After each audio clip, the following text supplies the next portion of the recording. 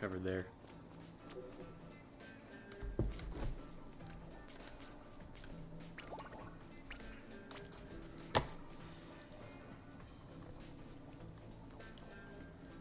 Actually, we gotta do this first.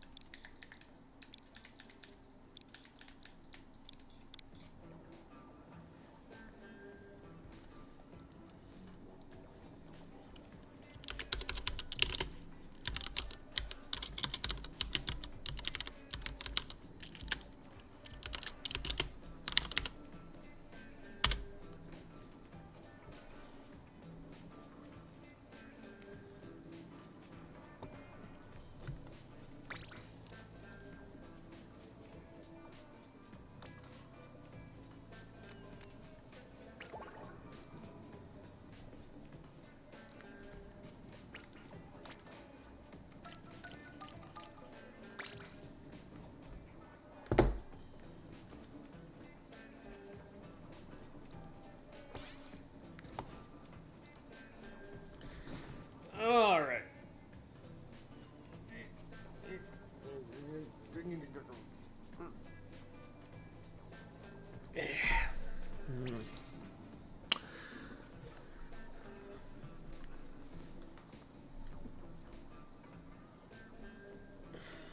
We are live.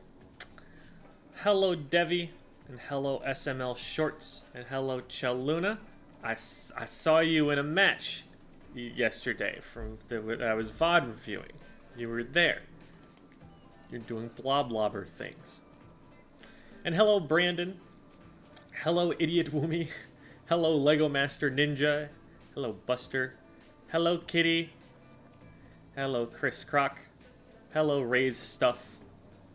I don't want to go to summer school. Well, why'd you come here? Hello, Alex Zora. Hello, Lois. Hello, Skogvetter, and hello, Waveman and Dragonstar. Hello, Ane. We need to talk about that Sans thumbnail? No, we don't. I bet a lot of people never even noticed. Oh, Kitty wants me to share. Okay, 1 second. Here you go. Just grab it real quick. You good? Okay.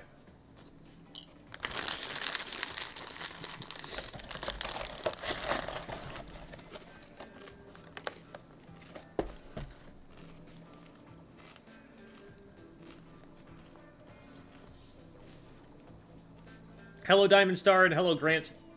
Hello, Mr. Goomba. Hello, Squidint. Hello, Weege. Banger video today, thank you.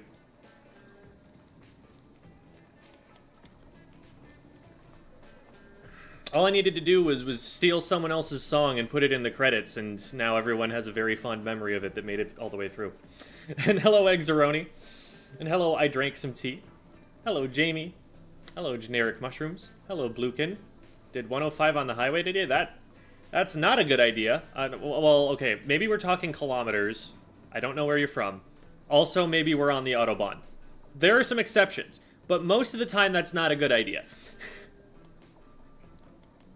And hello, Misty.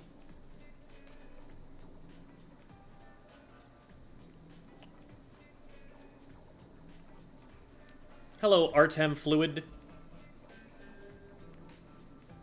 Scrolling. Hello, Lev913DE. Hello, Pink Enby. Hello, Bombadgy. Thank you for all your hard work. Oh, yeah, shucks. Hi, Slydra. Hi, Leon.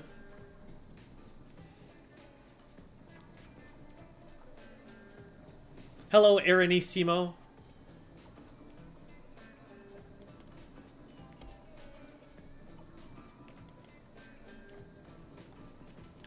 How do you deal with matches where you have a bad team? It depends on what it is that's not going well. There are different solutions to different problems.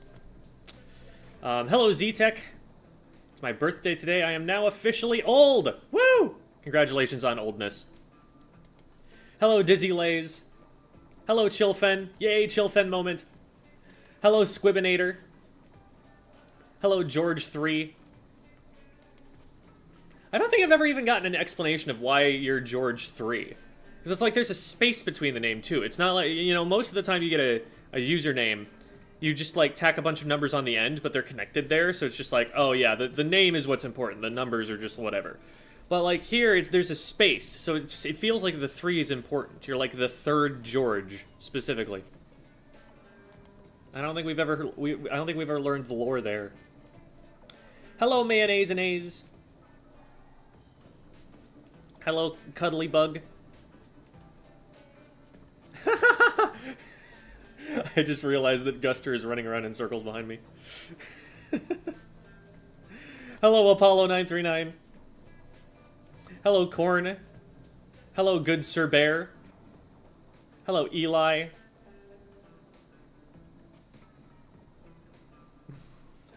Hello, Slydra, in case I didn't say it already. I feel like I said it already. I thought I saw something by you. But hi again. And hello, Iro, or Iro. Hello, Pink Lemonade Moon. Oh my god. I was thinking Lemon Demon, like the band, and then there was an A in there. I was like, oh, Lemon a Demon. No, Lemon a D-Moon. Oh, wait, no, it's Lemonade. It's Pink Lemonade Moon. There were a lot of steps that I had to go through to parse that there. Hello, Yesenia Lamb, and hello, MMO Toaster.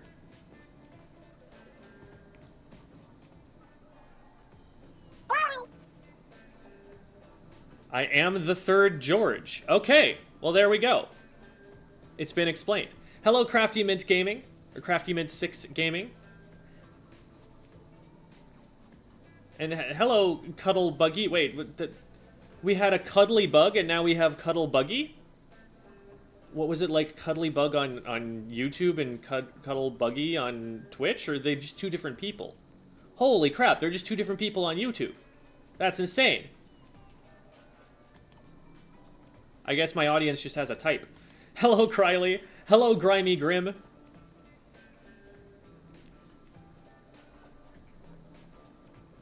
It's not the first time that has happened. Yeah. I literally only know about Lemon Demon from the Aim Kid animations, but those animations are sick, and they make everything a work of art. Hello, 6SD.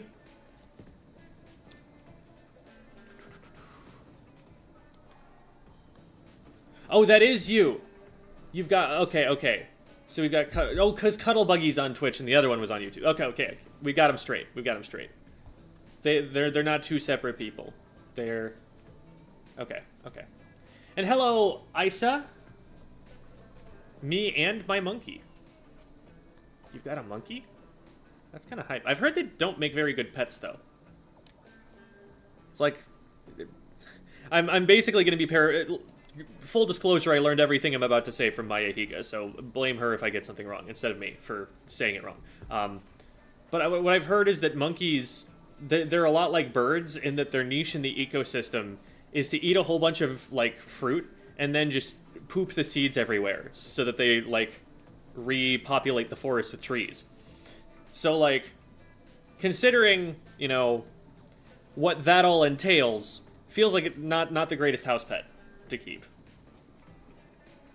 But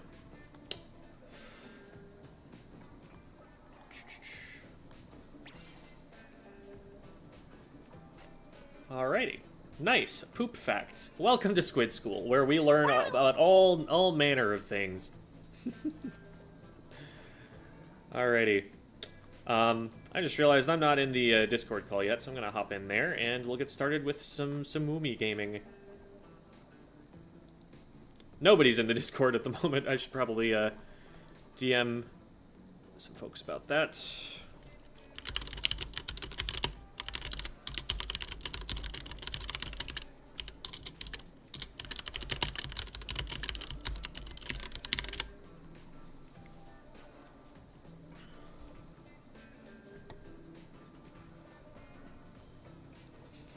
dating, poop, life, and also Splatoon. All of the many things that we learn here.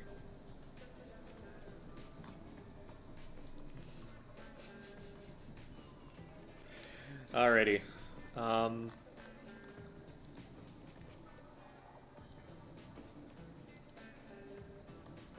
Okay, Guster, say something real quick so that we can check for audio. Hi. Okay, that sounded pretty good to me. Chat, if that was just like way too loud or something, then let me know, but I think they should be fine. And then Debbie and Jamie, you guys can hop in whenever you'd like. Okay. Rainmaker, Barnacle, Humpback. Okay, well I know what I'm doing here. Yeah, so I signed up for like a thing with my whole team because they really need to improve. Sorry guys, I know you're watching. Dang, throwing the entire team under the bus as soon as they get on Squid School. We've only been a team for 2 months, and also we just got our 6th member. We just fully formed, and we've only been to 1 tournament. So that's why we're here, to improve and stuff. Awesome. I was wondering when they join BC. Like, when should they join BC? Like now or during the? We'll be doing the Anarchy Open with just it's typically with the other VOD reviewees. Today there were a couple of other VOD reviewees, and I had their Discord usernames and everything, and then in between when the signups happened and now, all of the Discord usernames changed.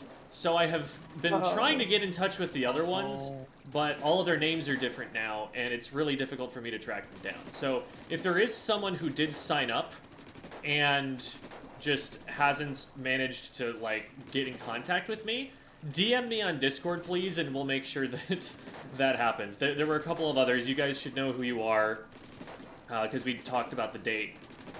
So just send me a message real quick and we can get that confirmed. But for the time being, Guster is the one we've got here. If the other 2, I think it is, do end up being here and are available, then we can swap them in for Jamie and Debbie as needed. But we'll be doing this, you know, with the people who signed up first. And then once it comes to the VOD review that you reserved, we can get the rest of the team in with you.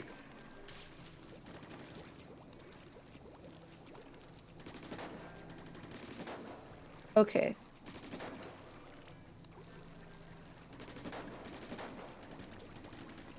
Alrighty.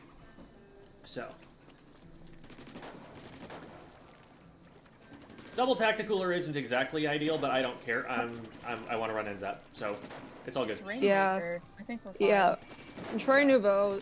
I'm like a slosher person, so Try Nouveau is mostly what I run from Rainmaker. I also do Vanilla Slosher and Vanilla Try, sort of, and Machine, but I like to just default to Try for Rainmaker, and it's really good on Humpback, I feel like, so... Alright, whenever you're ready, Jamie.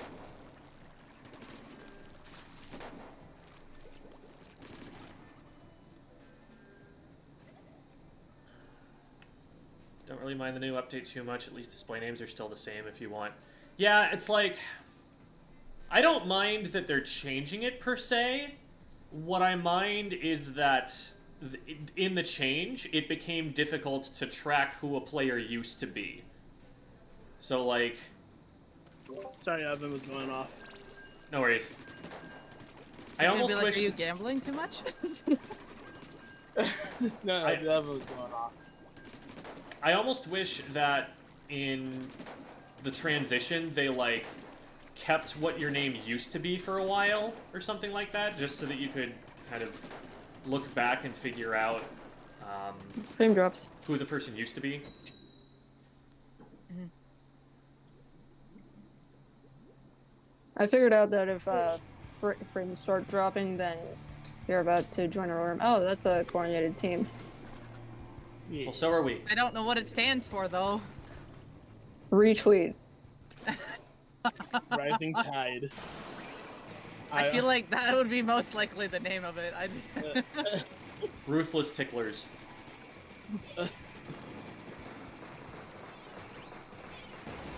Okay. I'm dead. flanking. It was a bad idea. That's you. Just try on my ouch. Okay. Okay, 3 down. Oh god. He's weak. Where is it? Oh, behind the Oh, behind Rainmaker. Rainmaker. I found it. Come here! I got you. Beautiful.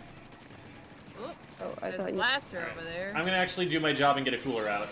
Okay. Blaster weak. Okay. Nice. Beautiful. Got to, Just I'll try grab, on me. I'll grab. Traded.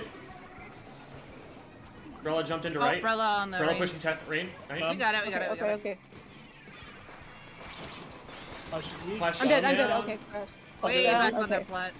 Get it up to top left if we can. Yep. I don't have a I lot got of it. ink. Watch out for the bucket. There are two watching over here now. Okay, sorry.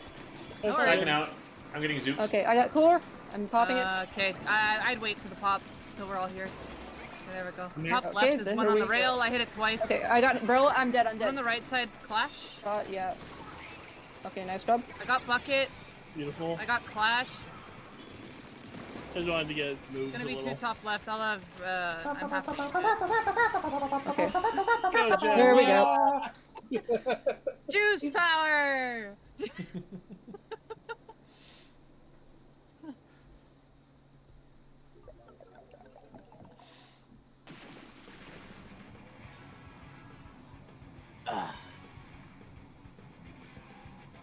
#1 checkpoint breaker. I've never seen that before.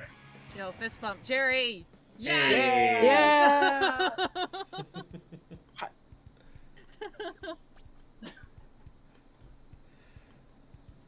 Yeah, Tacticooler makes that jump really easy. It's not usually easy. You usually need a little bit of swim speed or something for it. Like running Ninja Squid actually makes it a lot more difficult. But when you've drunk your soda, remember, kids, drink more soda. It's good for you. This is not a statement I Capitalism. actually stand for.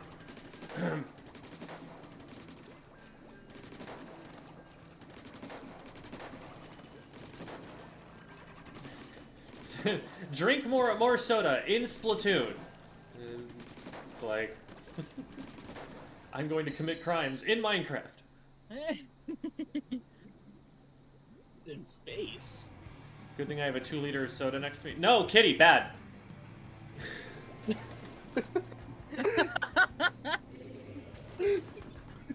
Oh my. Well, all right then. We Triple should- drop roller. we They know should the have meta. pop. We should have pop, so. You say that, but if they're all there, Nah, they don't Oh, even have yeah. good DPS against the shield if they're shooting it. I got It's worse than a 3 typical from shooter. that. Yep, I'm 3 of them died to pop gonna- because they have to be that gonna- close. Yep. I'm only an S ring. I'm not bringing the Fuck, rank juice. down that much. Okay, I got one. Okay, I traded. There's only one left. Well, that was a hard-won battle. Oh That's, man, I uh, was sweating We bullets came out there. on top. I did nothing.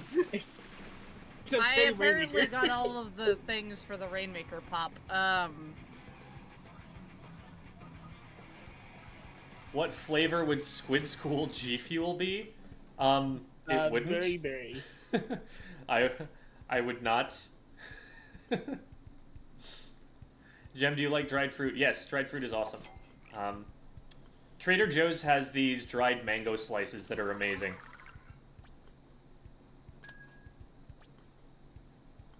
They also probably have a lot more added sugar than I'd care to admit, but you know what? I don't care. They're good.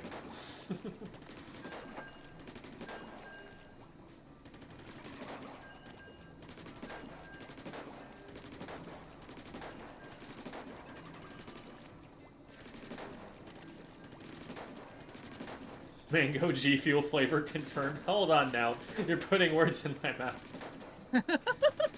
No, Slider, you're going to law school. You should know that he can't get away with this. Here we go.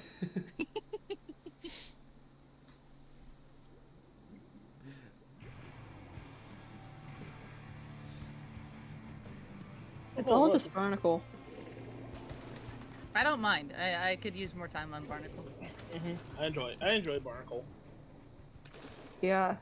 We're getting away with this. This is malpractice. Triple stealth. Ninja brush. I'm doing Okay, well, that's the wrong pop. play. Okay. Oh no, no. Oh, one on the right, left. I got 2 of them. Okay, I'm dead. Two on left. What, weak? They're weak. They're weak. They're pushing Debbie. It's just Debbie. It's just Debbie. Debbie That's on fine. left. Sorry. Goodbye, Allie. I know. Watch your jumps. I have stealth, so it should be fine. Yeah. Okay, I'm dead. I'm dead. Squeeze are weak. Squeeze are weak. Toolies are gonna get me. I traded. Okay, Ah. We're Shoot. 3 down. it's The just jumper Jamie. I'm body jumping blow. in. They're Oh god. Oh god. Okay, that was a horrible. It's fine. They'll get first check. Just be in position to defend at the top right.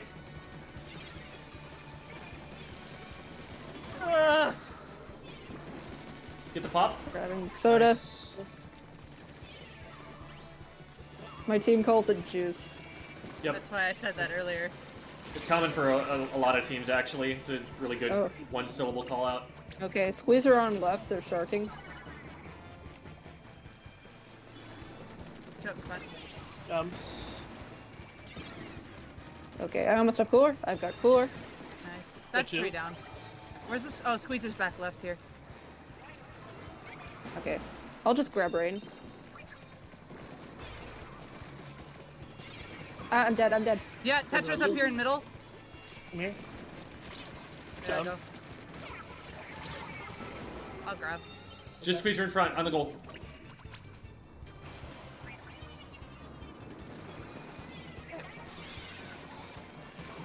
So one. Thank you. Okay, nice. Thanks, group. Oh my god, I'm dead.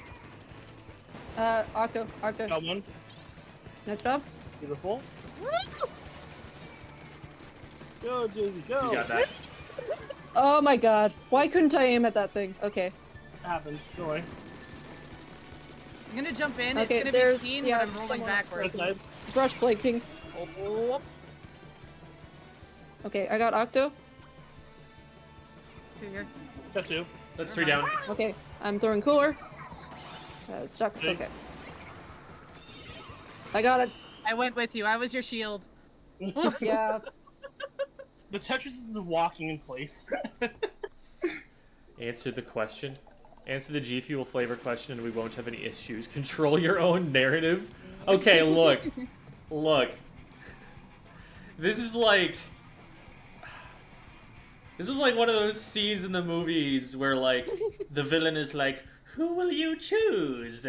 The woman you love or this school bus full of children? You can only save one. It's like, okay, you're the one who's putting them both in danger, all right? That's me controlling my narrative right there. You're the one who's making the threat here. You're the one who's causing the problems, okay? This morally falls on your shoulders, not mine. It's entrapment. Okay. I just had to change my emote. My teammate, like, was yelling at me just now in all caps on Discord. Change your emote. If quizzes are quizzical, ha ha ha. So first of all, they're not, because you would never describe a quiz as having that characteristic of what that word means.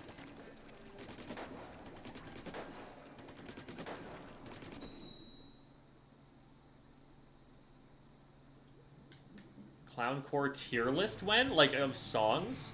Oh boy. They've got a pretty extensive discography, actually. Like, they've been around for more than 10 years. You can see some of their old videos, and, like, the clown masks and stuff have just completely changed, and they're higher budget now. Respawn Punisher, Slasher, and Object Shredder Zap.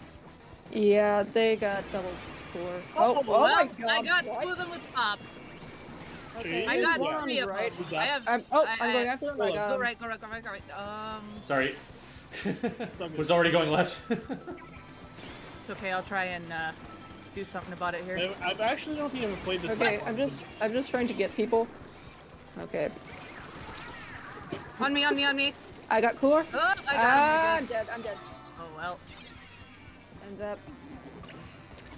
I Oh, couldn't get him. okay. Left side, they I have a free should've run. warned They have you. a free run. I should have warned you, Jenny. I knew they one? were there. I just had no other way out. Okay, yep. Someone One got minute, dead loading. pop. Yep, I got it. Well, I don't got it, but I'm Okay, here. I got zap. Broke bubble. Tapped it Okay, once. There you go. I got Junior. Moving Three right. down, just to try. Just try. Where's try? I don't left bunker. Oh, okay. We just have a free run. Yeah, then. they jumped out. They jumped out. Ah, What? such an okay. Oh, there was a bomb somewhere. Yeah, there was a bomb. One. Okay, Jimmy's I'm on just the trying barrier. to Jamie, I get don't have up. ink. Oh god, Behind oh god. on the two on the barrier. Okay, I got cooler. I got one. Nice. Oh, Wipe out. nice. I'll have ink jet. Okay. More coming in. There we go. Nicely done.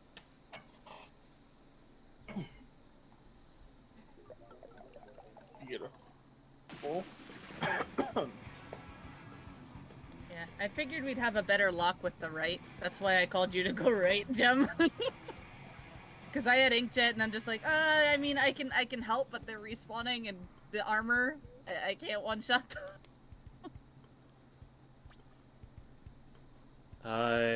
Is going over that platform the fastest way into mid? It's the fastest way towards left, which is what I'm trying to do, if we're talking about Barnacle and Dime. I'm not trying to get to mid specifically there. I'm being dumb and trying to flank, even though we should just probably be going for Rainmaker Pop and farming for Cooler, because I don't know, I wanted to shoot things. So my... Oh, I'm not going somewhere. So my teammates want to like switch with me in VC because they're the ones in the replay. I'm not actually in the replay.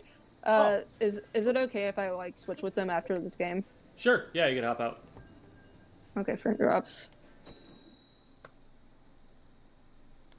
What about... Does that happen this normally with everyone, or What? the frame drops for a match about to start? Yeah, it Yeah. happens. Oh, I know these people. Okay. What about the literary divisive personification? What about it? Why? I know these people. They're from the Squid School server, actually. Indeed they are. Jem, please shout at me to go to bed and get sleep. Go to bed, generic mushrooms. Drop God. roller, thermal link, remix. Hope it helps. Hard. Heavy. Okay. Wiper dead. Oh. There's Aren't you another down? one on the hill. I hit it 3 On times. that little wall, yeah. Watch the Oh, rail. I'm dead. Oh my Yeah, god. I'm gonna be alone Stamper. here. Under the hill. Watch the Okay. punk. They might grab rain. Okay, I'm jumping to Gem. Heavy's one. One. Trying to lure Rainmaker shots. Actually, I'm Pull her just... out. Yep, Behind you. never mind. Rainmaker lured me. Diving. One really weak on us. Traded it. Uh-oh. Okay. Guard the check, though. Okay, I got rain. Nice, 2 down. Drop that One's in cooler when middle you can. somewhere. I'm dead. Heavy. There's 2 behind it. Watch the bunk. Yeah, carbon Ollie. striking. Oh, that's a stamper! Ah! Thank you, Minty, for waking me up. Oh, Stamper got me. Left side. Yeah, Traded Stamper rain. light's lurking on the left. They're going for me, actually. Stamper's still on our left. Carbon Check. picked up. Or no, Carbon's not picking up. Heavy's here, too. Okay. I got heavy. Okay. Nice. I got 2. I'm dead. Wiper. Yeah. Oh, they. Oh, okay. Oh my god, that was actually sick. I love that move that they just did. Yeah, they almost fell off and then they. I'm zipped down onto the to wall. zip. Okay. Stamper pushing. Got him. Beautiful. Whee! Okay, I have core. I'm just going to drop it in mid. Yeah, I'm trying to Okay, help I got Heavy roller. on left. They're down. Yep, got him. Nice. Okay, Okay, heavy's so- dead. Stamper you. in One on mid. the right somewhere. Or Wiper. I think Got him. both are gonna be there. Okay, wiper. Stamper. It's Stamper. Okay. Okay, go. Viper's dead. Go. Got Carbon. Heavy is weak. Got him. Wiper in front. There's a wiper. I am I almost didn't get my own inkjet. core the first time. 2 Okay. on the bunk. Ah! Okay, Got well, 2. At least we got lead. Carbon weak. That's 3. Watch out for They Heavy. have If we get beacons heavy, on that's the white. wall. Go, We go. got it, there you go. Oh, I'm Oh, dead. man. Oh, I thought it was over. Good. Jumping into you, yes, sir. Okay, I'm trying to find Big beacons, but I Viper can't. got me. There's a beacon on the Okay. bottom Beacon's left. left. I'm Bottom throwing left, food. bottom Left left. pit. Get that one in left. I can't. I don't know Okay, where it okay, is. okay. You got it, we got it. Got Nice. rain. Temperature's weak. 10. Nice. Nice Heavy one. on the bunk. Cooler in cubby. I'm dead. I'm dead. Tap 1. Somewhere in mid. Zook Is that incoming careful? from window. I love double cooler. One on rail. Drop right. Got him. Got Tamper. I'm Double up, distracted. Stamper on left. I'm just gonna grab and go Two right. on left, there's two on left. Okay. I got Okay, carbon. Oh, there was another one on Stamper here. pedestal. Stamper! How are you not dead? Okay. I'm missiled. Oh no! They came directly to me! Okay. Stamper's weak. Oh, I'm dead. I'm dead. So just take control of paint first before we go in because the wipers Yeah. have range. I'm almost to my special. I'm getting pushed on Going right. about cleaning. Oh Yeah, shoot. I'm trying to Rain get got them me. back here. They might go right. We're blocking it, but we need one to watch the left because they're starting to shift. I'll have Yeah, I've inkjet been in 2 watching seconds. it. One's getting me on there. One's flanking right now. Okay, I got cooler. Stamper is weak. Popping it. Traded it. One coming from right. Flank right. Flank Viper in right. our base. Distracting. I directed the Rainmaker with an inkjet Okay, shot. I got We're Viper. good. Nice. Hey, Yay! mid, mid. Okay, I'm dead. I'm dead. Stamper weak. Stamper weak. Hit him twice. Flank left. One of the I can't get in. Stampers is I gotta flanking back up. left. Oh my god! I almost like jumped directly into that. Okay. Bottom left pit is a wiper. Oh my god! Oh my god! Middle. I should have not have done that. Careful, Gem, behind you. Nope. I should be okay. I'm being pushed though. Wiper weak. Got him. I'm I down. almost have inkjet. 3 on left. Don't go in too far. Wasn't trying to Okay, do- I'm trying- dead. I'm dead. I'm Oh. dead. I'm dead. Just hold them back long enough.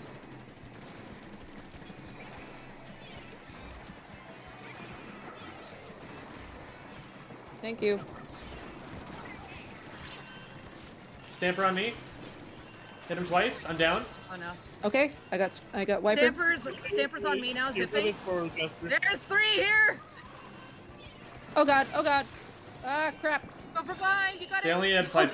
seconds. Okay, Okay. I couldn't go after them fast enough. Ah. No, you're all good.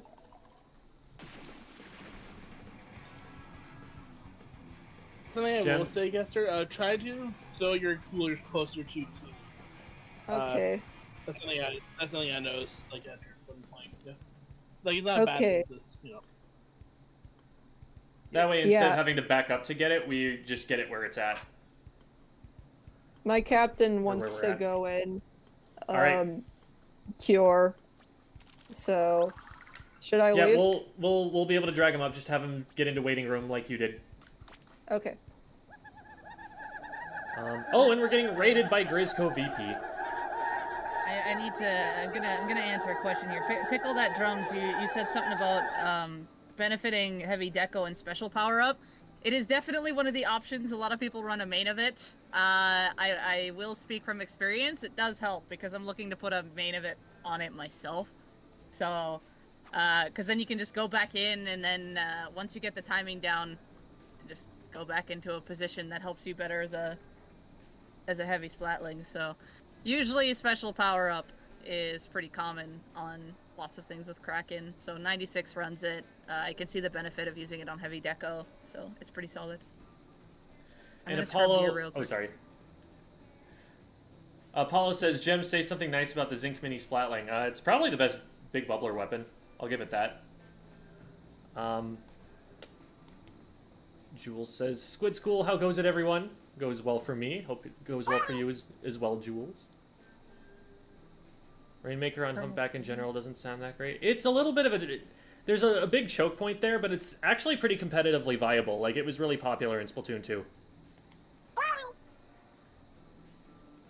Squid School, why does your brain ignore the duplicate word? It doesn't. I just don't say it because I know what you meant.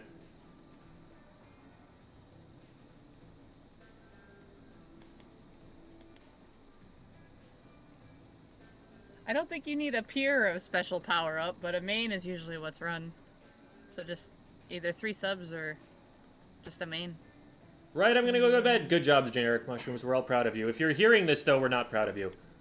Because that means you stayed.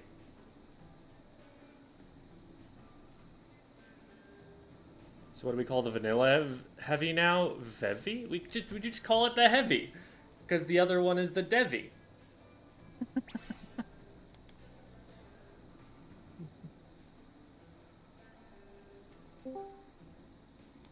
There we go.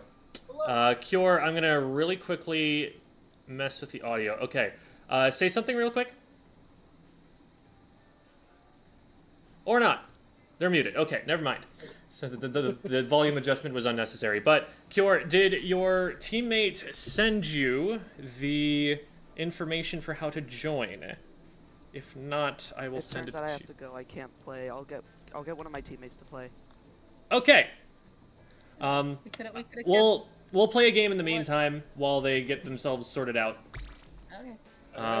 And then by the time they have it figured out, we'll be able to jump back in.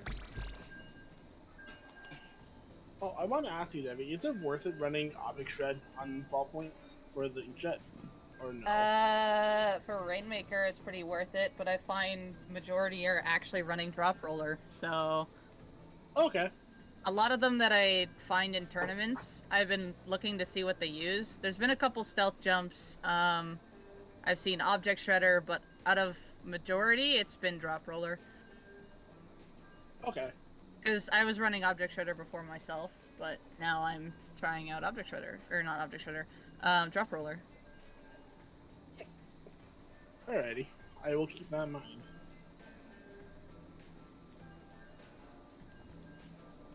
Ballpoint has been interesting to learn so far. Yeah. I enjoy the tack, but I don't know. I can't get. Uh-oh. Maybe it won't let us play a game. No. Omega Gaming asked, what subs should I run for T-Tech? My answer to that is sendu.inc/builds.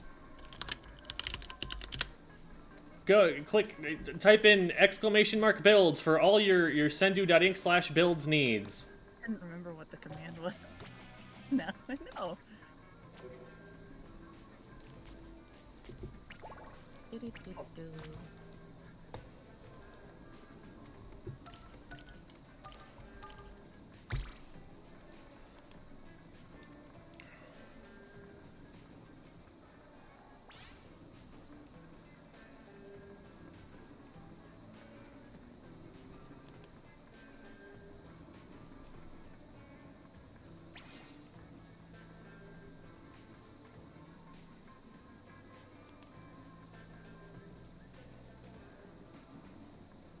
Jem, why do you think some people get so mad at funny cartoon Squid Game? Well, because they're trying to get better at it, and when they don't see the results that they're hoping for, they feel like it reflects on them. It's a very personal thing.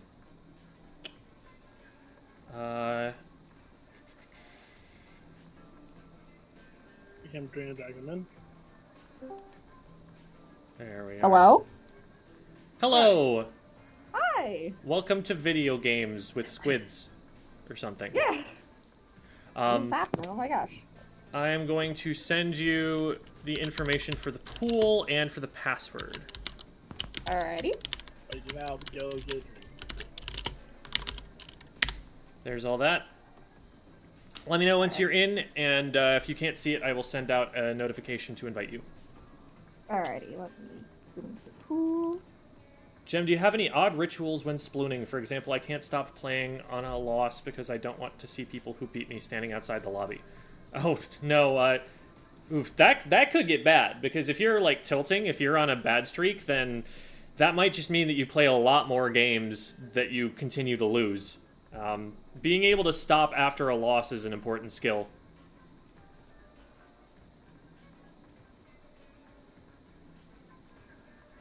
When's the pool? All right, Jem, when's the only UPL speedrun stream? The only UPL? I'm not sure what that stands for.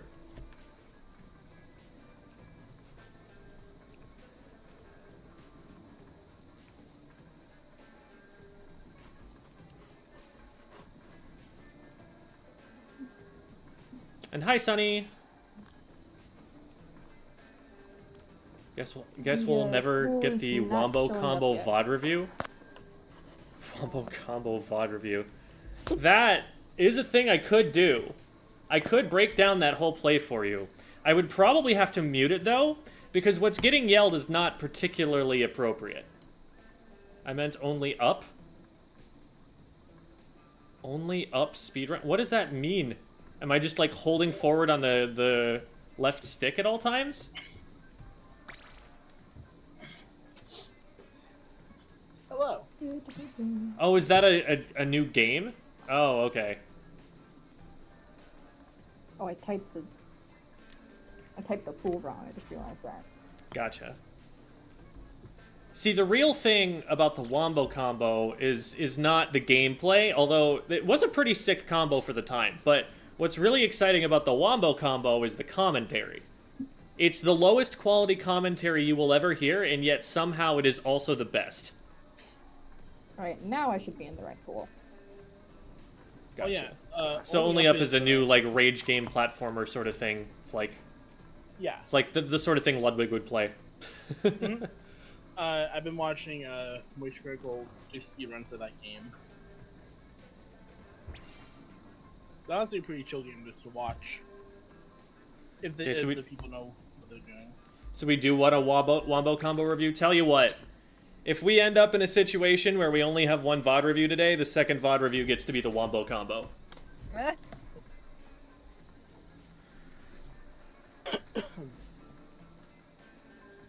Oh, you and Criley are the Wombo combo. I understand now. What did we think of the new Direct stuff? Mario Wonder looks like a really cool visual design. And there's a new Splatfest. And otherwise, I can't be bothered to care. I'm very excited for the Mario RPG stuff. And they're gonna Oh yeah, I needed so way back when I was a lot younger, I played for about an hour Super Mario RPG, and I was like, wow, this is a really cool game that I want to be able to keep playing, and I never found it again. But now it's actually playable. I might actually get into that game. I might at least give it a shot. 2 over the left side bunker and 2 over window. The one pop the whale. Well, one's weak on the right side. Here, I'm just gonna move it. Yeah, they're gonna start pushing in from left when we don't look at it, so be careful there. Lugas Rush, have drop special down. in the corner. 2 on left, pushing in. I'm just pre-firing to keep them away from you. Yeah, that's all good. They're pushing in with specials. I'm Oh, down. I'm dead. I'm dead. Oh no. Jumping out. Left of that Taking person. a left. J plus AM.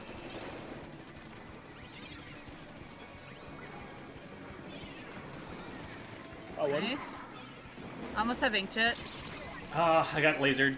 I 2 on tapped left. somebody. Watch out for chicken. I have chumps. Underneath this ledge. Behind the wall. Oh, one. Rainmaker reset. That's fine. They're pushing me in trench. I'm down. Chicken on the right. I couldn't help you in time. Okay, we have a lot of people up by me on plat, so I'm just gonna go down and be more aggressive. One's by me, underneath the right. We need to get some paint control in mid so we can move in. I got Yeah. brush. Nice. Let's move in on right. Pop, I'm here with you, Arjun. There's 3 on the right. I have Cooler inkjet in mid. pressuring. Oh, grab the rain. that's fine. That's okay. We can make it Pushing work. them back. Go, I go, got go, one. go, go. Hammer's out. I got check. I'm down to hammer. 3 by their goal. One dropped. Viper got me. 2 dropped. Viper's down. 2 on my ouch. Yeah, I don't have ink right now. I'm gonna jump. Yeah, good jump. See if we can hold mid.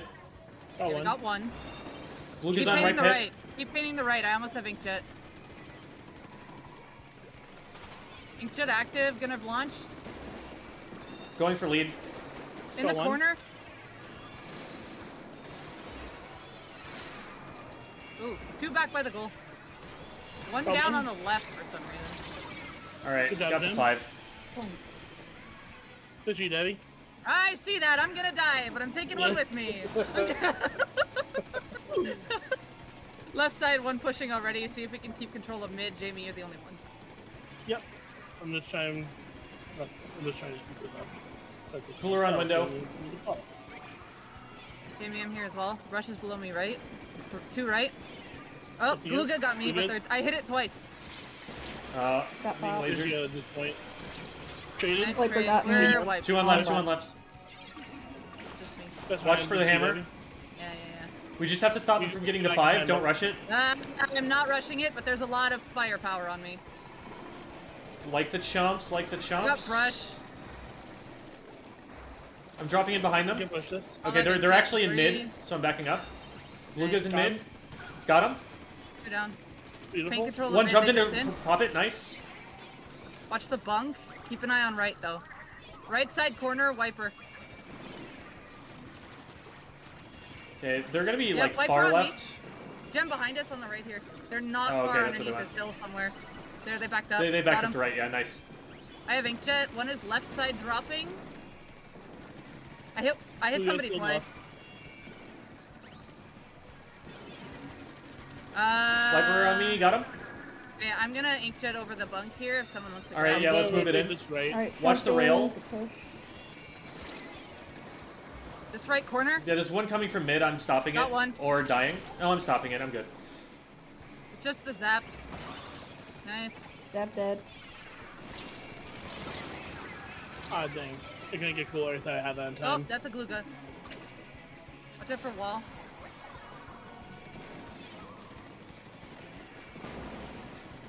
Gonna rotate left. I'm gonna Yeah. get wiped. No!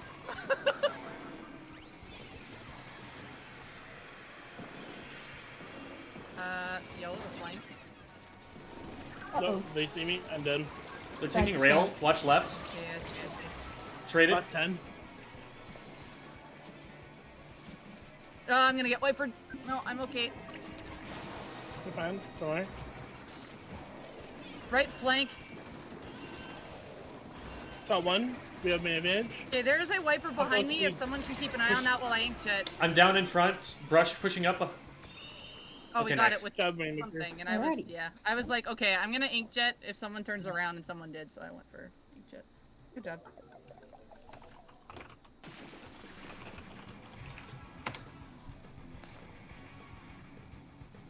Tomorrow's my last test. Wish me luck. Good luck. But you don't Good luck. need luck. You've got preparation. It's much better. Why is NZEP85 making a comeback in competitive? So, Tactical got buffed on the last patch. And now, because of the duration to it, you can basically just keep a constant cooler effect on your team if you play it efficiently.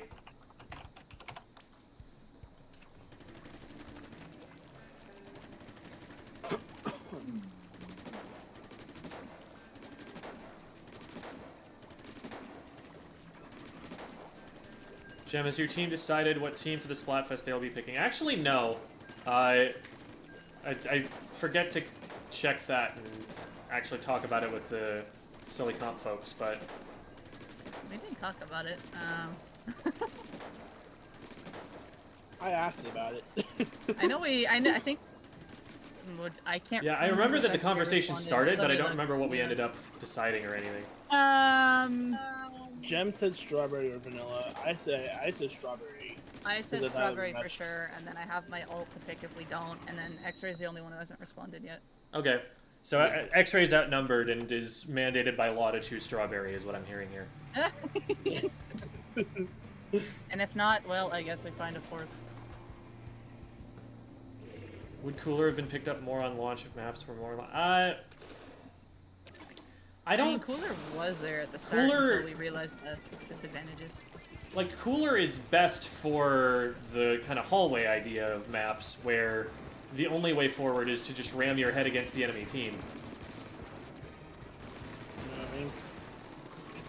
Alright, I got I'm gonna push Sean. left in a second. Heavy's backing up. I'm being pushed by the dualies. They're down. Nice. Heavy is also down. Sambergami, mid, left alley. Oh yeah, I'm there grabbing they are. rain. On me. Just come on forward. Grab the cooler as you go. Got one. And I'm dead. Oh, I hit him almost 3 times. missed him. Oh, I was like, ah. Well, this should be fun. That's a. Ah, they camped it well. It happens. Yeah, they know where I'm at. Zips up. The most powerful thing about the cooler is the respawn speed. There's a dually on me. Below me. Stand right behind Rainmaker. Trying to push the range out. Oh wait, they picked it up. Yeah, they just grabbed it for lead. They shouldn't be able to get too much more, I wouldn't think. Pushing them back. Left corner. Got one. On me is Stamper. On our pushing for rain. Pushing for rain. Which one? Yeah, they got Nice. That's Stamper. Thank you. Just leave it reset. Oh, Wiper on me. that is a missile death, I think. Yeah. Need help? We're not near you, Gem. We were one down. Okay, careful, we're gonna stagger now. Just wait, because this is neutral state. Back to start. Yeah. I'm half back. the inkjet. Viper's trying to We push call up. jumps. Oh, Down to Stamper. yep, Stamper's on the right corner here. They're zipping. Heads up. There's the zip. Tapped it twice. I'm down a Rainmaker shot. I'm gonna die. Oh, I got the Rainmaker! Whoa! Stamper down. Heavy weak. Yeah, Got man, him. that- Just Mid, Stamper. mid. Left side of mid on the lower ramp. That's Stamper. Nice. Beautiful. They have beacons a lot on the top there. Bottom left Got here. one with rain. One top left. Hold on, hold on. I'm gonna Going jump for in. lead. There's a jump behind you. That is a dualies. Okay. Yeah, there's still one there. Jamie behind. Yeah. I can't You're help on with me? this right now. Okay. Backing up. I traded with the wiper. Yeah, they're moving in as a unit. Watch out for peaks. Careful of your jump-ins. One pushing Left left. flank. Stamper down. Untraded. They've got beacons. They're pushing. Got dualies. Nice. Thank you. That's 2 down. Get the beacons when we can. Wiper behind There's a lot Rainmaker. up top. Yeah, there's a lot up top. Oh, hello! I just... darn. I'm dead to Stamper. Make sure we have that right side painted as well, whoever's following up with me.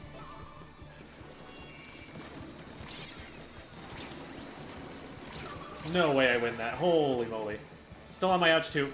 Yeah, they're all here. I can't push that too far. Heavy's one of them. Stamper's not far behind. Got one. Beautiful. Behind the rain is Heavy and Doolies are there as well. They got the pop. I don't have a charge. They have the jump-ins. Be careful. Stamper pushing. Goal, goal, goal. Yeah. I'm down. There's They're this just running thing. right up the Stamper right up the front door. Like we gotta be ready Okay. for that. Be pre-firing it if they're coming. Uh-oh. Delee's below in pits. Should Dead. probably focus on what's right. Yeah. I'm down. Gonna get rain. Good try though. Is it actually commonly called just mint chip? Yes. Mint chip is a pretty common way to say it. We'll do one more and then we'll hop into VOD reviews. I started about 5 minutes late. Okay.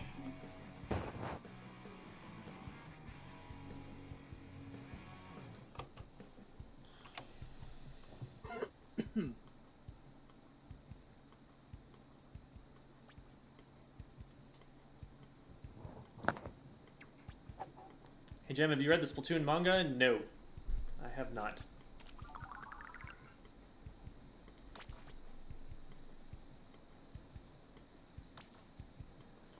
Ooh, I did poorly that match.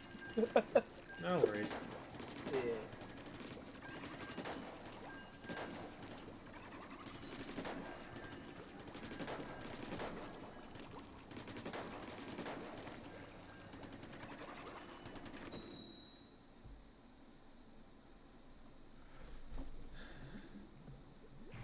Ghosty, that doesn't sound like an opinion. That just sounds like you have a taste aversion or something. Why is there no channel points? Because I'm not affiliated on Twitch. I'm not affiliate or partner. Okay, that tri-slosher is very aggressive. Ninja Squid 52, so that'll be following up with it. Got the 52. Tri-slosher is low right. Oh, they're on me. Hello. Thank you. I'm gonna save you. Have you looked at me? Heavy's on right. Just don't go too far forward. Get Oh, mid control. that is not where that was supposed to be. Pushing blob. Blob down. Heavy Move weak. forward. I'm Where's down. the heavy? On my ouch. Oh, I see. Top left.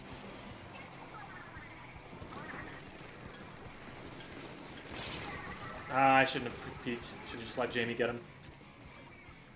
Heavy fell. Oh, there's a lot bunched in this right-hand corner. 2 in mid now. They're gonna push with the cooler. Cooler on left. dead. I gotta run. Try. I don't have any ink. I'm being pushed over Right. right. Looking at me though. On me. I hit him 3 times. I'm down. 52. Don't go too far in. Yeah, 52's up on top right there. I'm gonna use inkjet up in this top corner here. Okay. Oh, one. Oh, Going got with one. Debbie's jet, That's nice. 2. Right, Got left one, side, I left side, think left you side, got 2. it.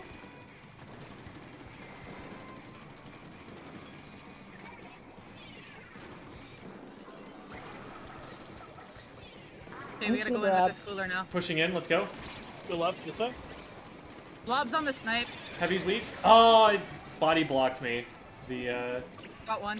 wave breaker. Gonna get. I found the water. Blob is up on the snipe. It's just 2. We should back up a little bit. I'm alive. I'm down. That's his. Try on left. Not anymore. Nice. Careful right. 2 down. We don't have mid control. Gem, you're alone up front. Got another one. I'm down. Down. Just Okay, blob we're in and a mid. stagger right now. So are they. I got 3. Okay, well, Got pop. there's 2 right up front corner here. Heavy's up on the left corner with Blob.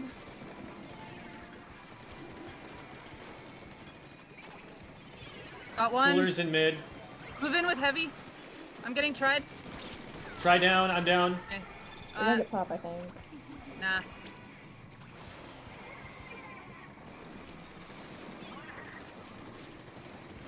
Oh, I aim too high.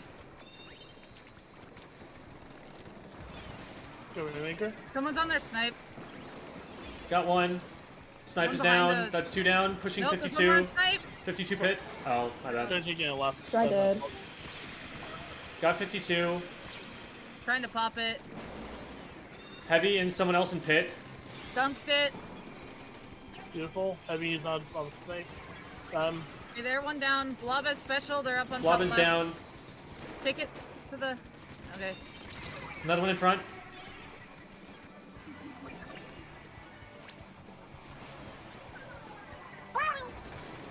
Are we dead? Got try. I am really weak. Nerum. Blob. Keep pressure. They were 2 3 down. by goal. Oh, no, that worked. There you go. Woo! Let's go. Died to heavy. And...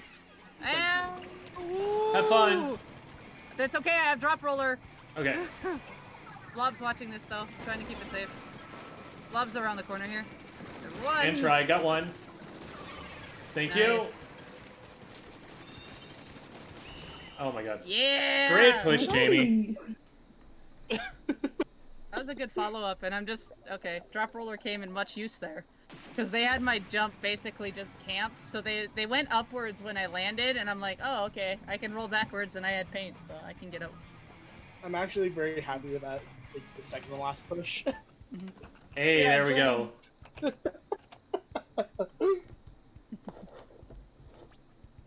We played off each other really well in that last push there. Like, I got their attention, and then Devi shot someone, and then Jamie went in to cover me, and then I went in to try and cover Jamie and missed all my shots, and then Jamie won the game.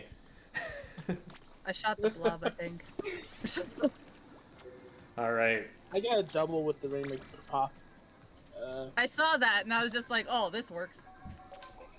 And then when I jumped in, I was just like, if I thought I was gonna drop down below, but I ended up dropping up above, and that's what kept me alive, so I could drop roller backwards and escape. All aboard of the plan. Mwahaha. That's why I said continue, just keep pressure up. Because I knew I had to strike stuff. And that I could get at least a pick with pop. Okay, have fun with the VOD review. Thank Bye, you. friends.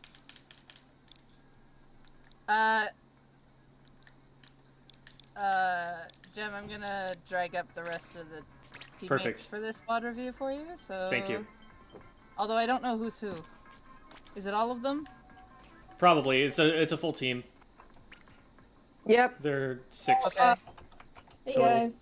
Dora is our captain, sort of, and she's not here at the moment because she had to leave. Yeah.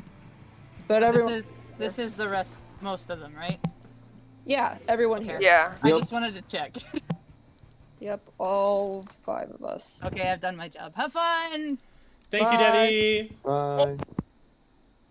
All right. I think I've got everybody's volume set. Okay, cool. Should be good. All right. Welcome, everybody. Hi. Hi. Squid Should I School, introduce yay. us? Sure. Go ahead. Okay, so we are Lowe's customer service. We're a Div 8 team that started in April of this year. We have only played in one tournament, which was Low Inc. last week. We sucked. We did horrible. I'm sorry, guys. Okay, gotcha. We lost all of the matches. That's like the only way to put it. That is the competitive tournament experience. My Yeah, first Super Smash Brothers tournament I ever went to, I played for about 8 or 9 hours and lost every single game. Yeah. Yeah, we have a lot to learn from, which is why we're here in the first place. Yep. So I'm Guster. I got the lesson today, and I play sloshers. Anyone else want to introduce themselves? I'm I not mean, actually in this group, everyone else is in this match, right? So we'll know what I'm they not. play because we'll be looking at except Banana. Except Banana.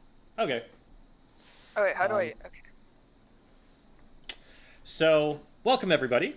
Also, I really appreciate that your name abbreviates to LCS, which is North American League of Legends Championship Series. Oh. So, so I was looking at that like, oh, these guys play League. No, they are Lowe's customer service. I also think I called someone Lois in the chat because I figured it was a first name. So no, it's just Lowe's, like the brand. I think that Yeah, was Yeah, that was Cure, because for some reason she changed her name to like Lowe's Cure or something. That's awesome.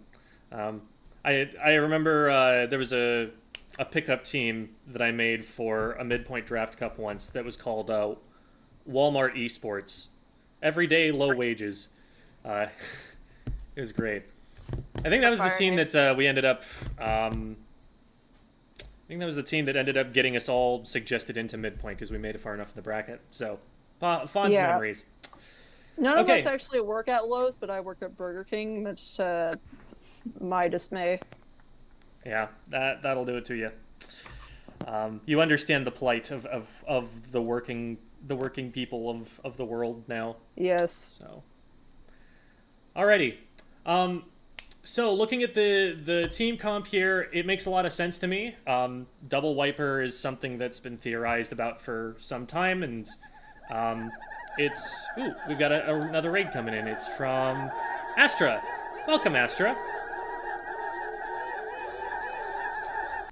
I got very confused the other day because I was doing a draft for a league that I'm going to be participating in, and there was a different Astra that I was playing with, who is also a backliner, which is multiply confusing. But hello, everyone. Hello. Astra is a former teammate of mine of Cold Coral, last I checked. But welcome. Yeah, also a backline player, like plays a lot of E-Leader. So if anybody has charger questions, they'd be a good person to talk to for sure.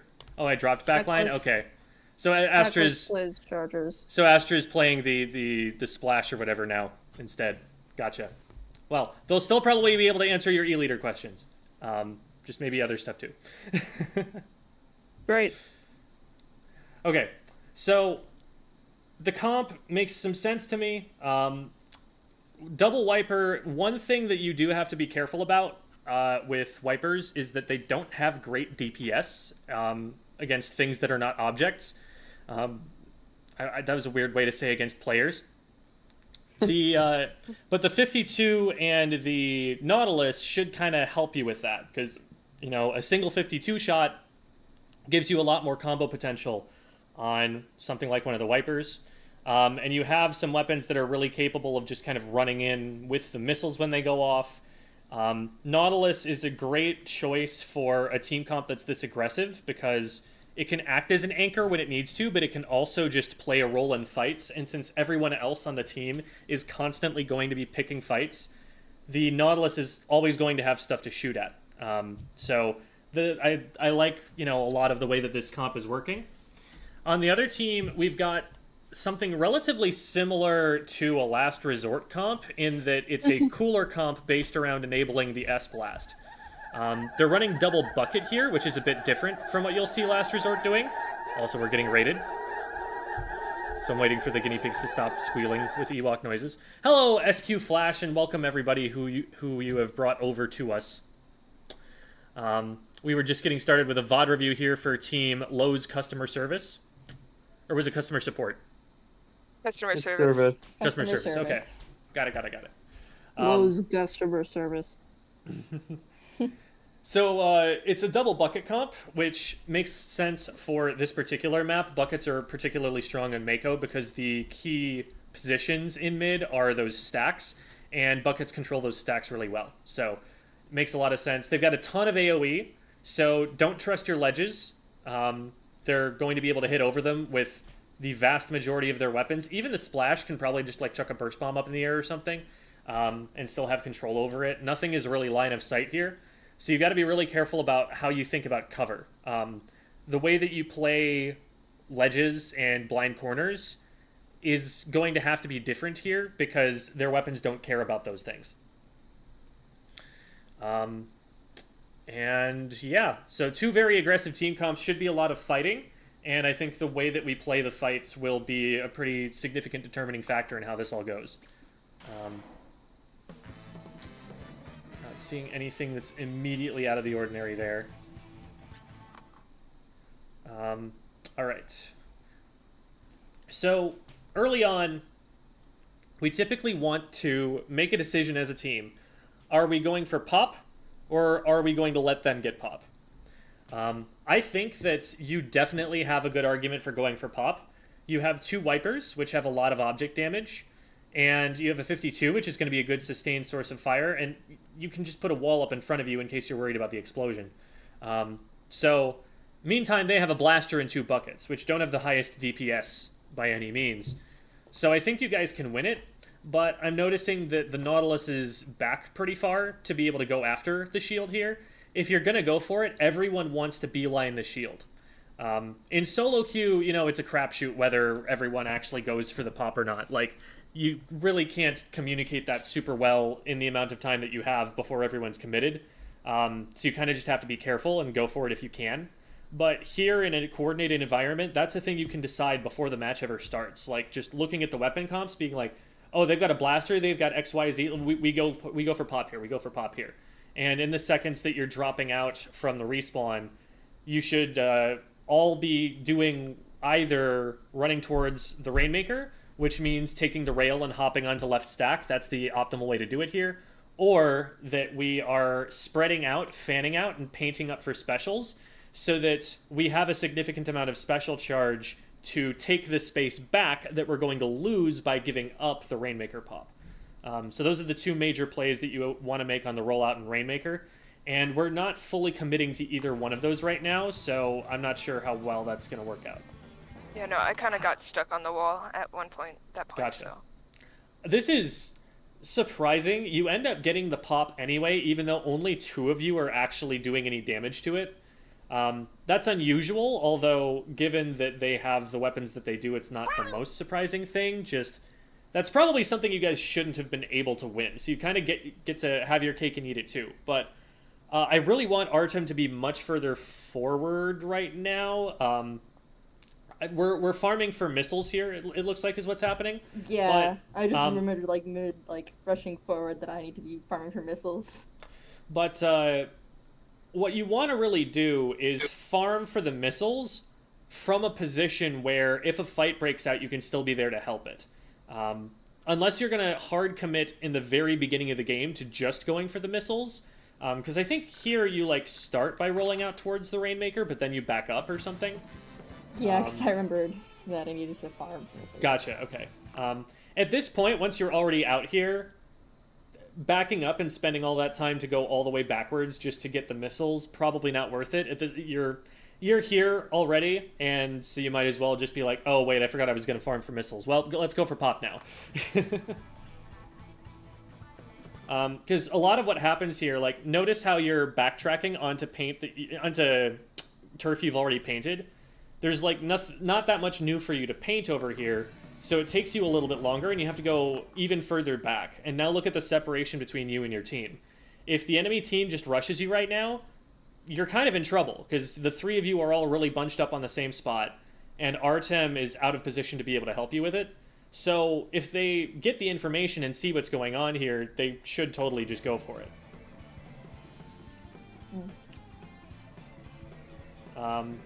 And the fight is happening here. Okay, the missiles come out just in time, but, like, this is definitely scary. If they were going to commit really hard to just, like, isolating the 52 here and just dive in on you, you would probably lose the engagement before the Wiper can get back into play.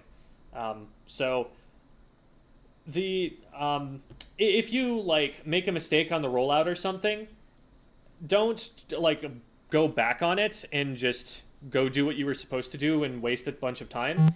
Instead, you just do whatever plan you started executing in the first place. Just commit to it. Something that Shai told me a long time ago on the How to Get Top 500 video that's stuck with me is, it is better to execute the wrong plan quickly than to execute the right plan slowly. If this is what you started doing, then just keep doing it, because now you're committed to it, and it's more likely to succeed if you just run with it. So the missiles come out. Let's see what we can do with those. Enemy team backs up. So look at how spread out the team is right now. We've got Cure going in on the far left. We've got, is it Aklis? Yeah. We've got Aklis dropping right into right closed. Those 2 players are as far away from each other as they can possibly be. And that is uncoordinated. Do you know have you seen my video on coordination? The one about Zero's shot calls? We were kind of talking about that the other day, how I think we need to be more focused on each other and how we're playing. Yeah. Because if you haven't seen it, I'll link it to you, and it'll just be homework for you guys to go and watch and kind of reflect on. Splatoon, and then it should come up from there, I would think. Almost. Okay, well, there we go. Okay. So I'm going to DM this to Guster, and then they can spread it to everyone else. That might have accidentally had a timestamp in it, but link should work anyway. I don't think it does. What I'm going to do here is I'm going to pull up send-a-outing/plans, and we are going to talk about how to game plan and kind of coordinate with a team. We'll pull up Mako, and it's Rainmaker, overhead, set. I'm going to share this in Discord, and then I'm going to switch over to it on the stream. So there it is in Discord, and you guys can all watch from there. Right. We're going to go here and then click this. And then the screen's going to turn black on my end. And then we're going to go here, here, and here. Transition should be live. And we just bump this down. Oh. Scooch it a little bit. There. That looks pretty good. Maybe center it a little bit. And the last thing that's going to happen in that sequence of events before I start talking again is I'm going to go get a drink of water because I'm getting pretty thirsty. Okay. Alrighty.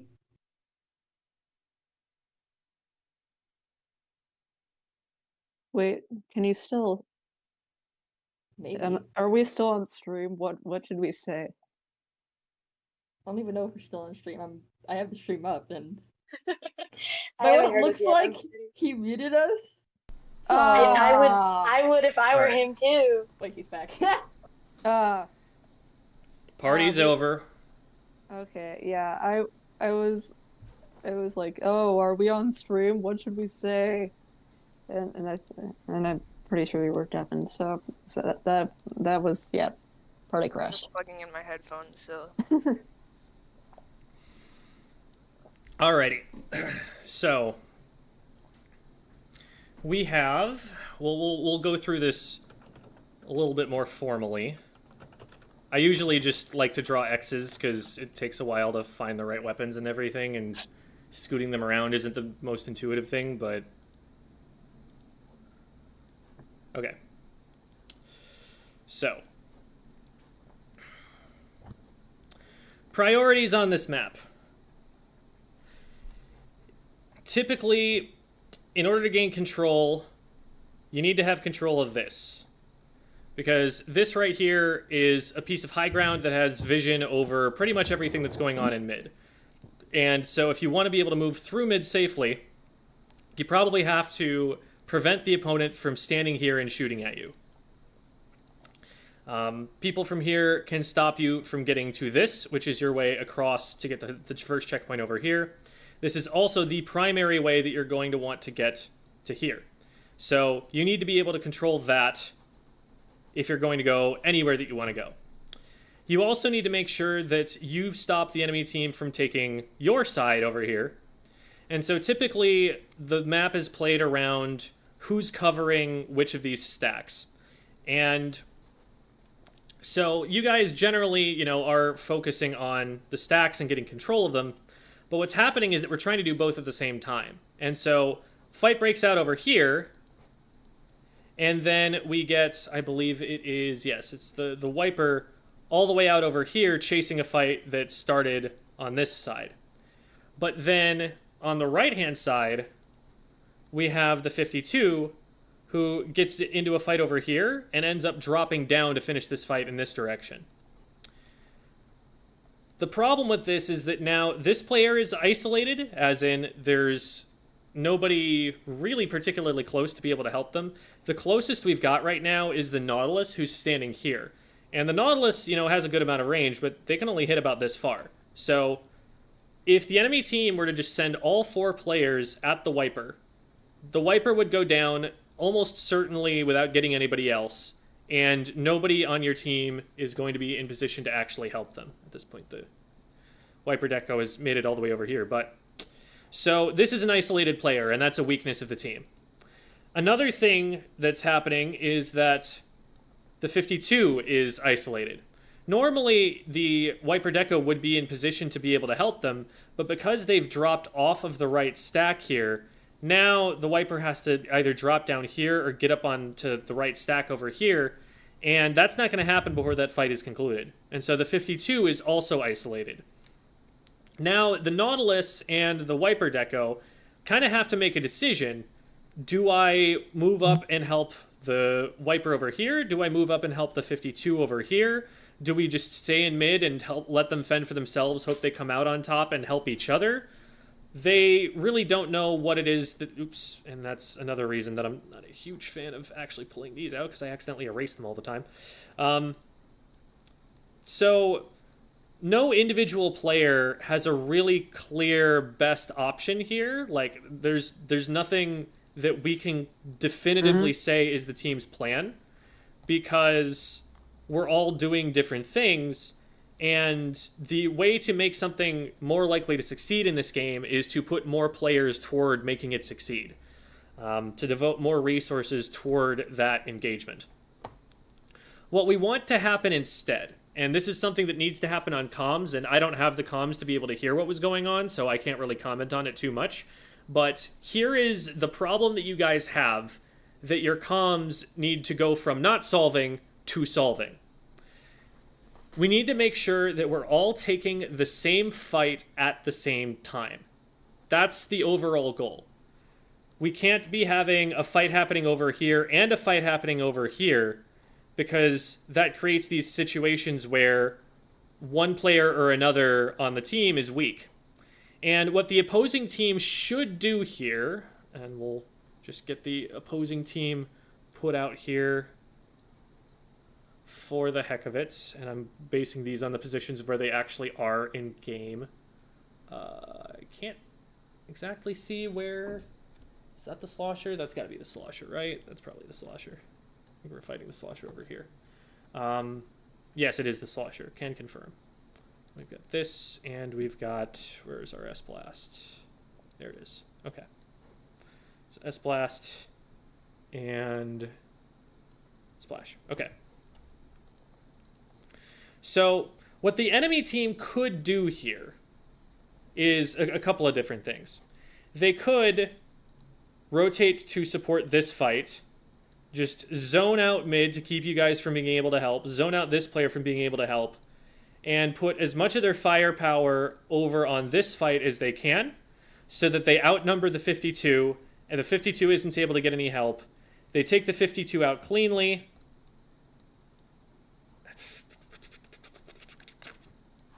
There. They take the 52 out cleanly, and now they're able to turn around and say, look at the Wiper Deca who tried to help, or to look at this Wiper if they try to flank in or something like that, and work on like taking you guys out one at a time. That would be the ideal way for them to play it. And if they do that, then your team formation falls apart really quickly.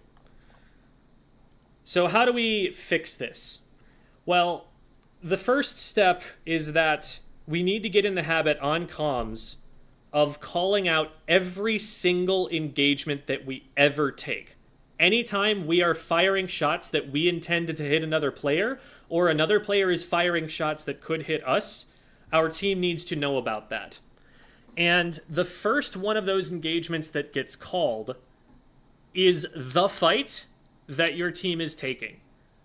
No other engagement that should be starting as soon as one of them is called. Everyone else should be promptly disengaging, zoning the opponents out, doing what they can to rotate over to wherever that fight is happening as soon as it's called.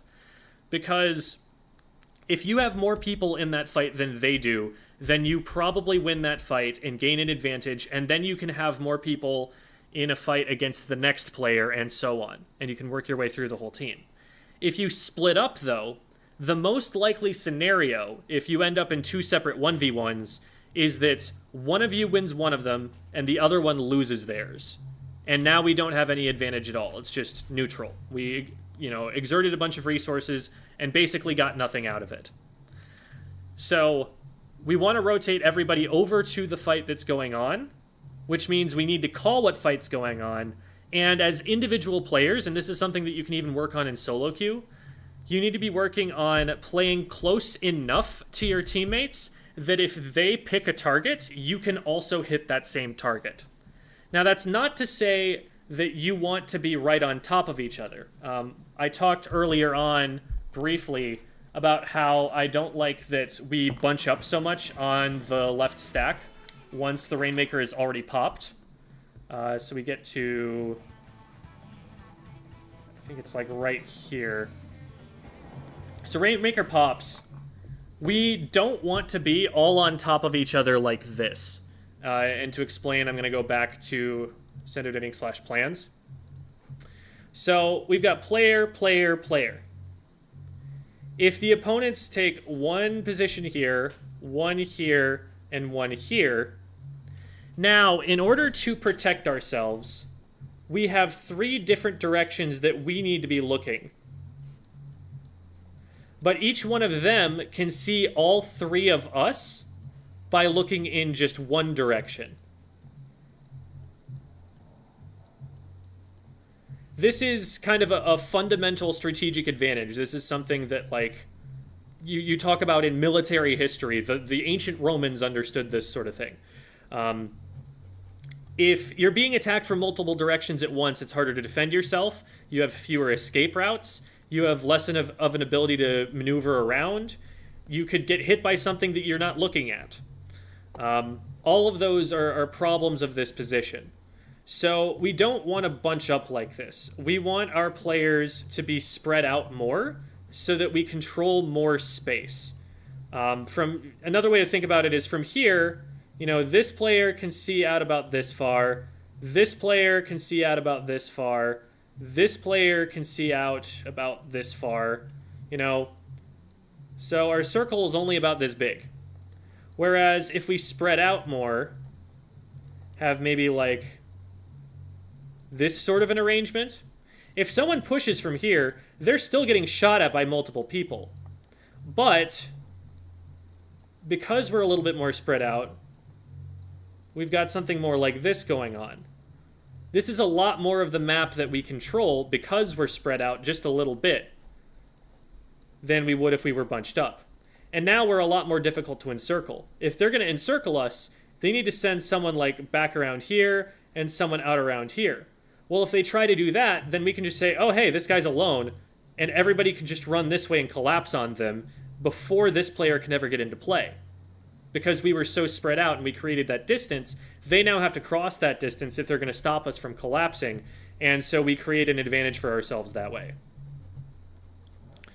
So, as an individual player, you want to be looking for where your teammates are and thinking, how can I be in a position where I am both not going to die to the same bomb that would splat them right now, and be able to shoot at the player that they're shooting at? Those are the 2 things that you're trying to keep in mind with regard to your positioning around each other.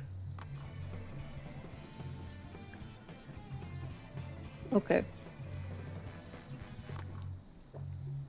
And I need to switch screens, I just realized, because you guys are seeing Sendu.ink and not the thing that I should be projecting.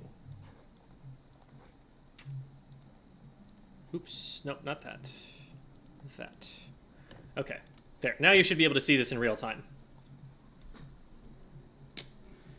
Yeah, that's Okay. a lot better. Yeah, okay. Thank you. Another thing about this push is that it starts with missiles. And what missiles allow you to know is where everybody on the enemy team is. So we should definitely, like, every time missiles get launched is an opportunity for the missile user, in this case Artem, to just call out people's positions. A lot of the time, as the missile user, I will have better information on where people are than my teammates will, and so I will be the one to call missiles out, push left, or missiles out, push right. A lot of the time, it's better to push the position where the enemies are more bunched up, because they're going to have to deal with each other's missiles, and it's going to be more of a problem for them. Even though, you know, they've got more numbers there, since they're defenseless, you're probably going to get more value out of doing that.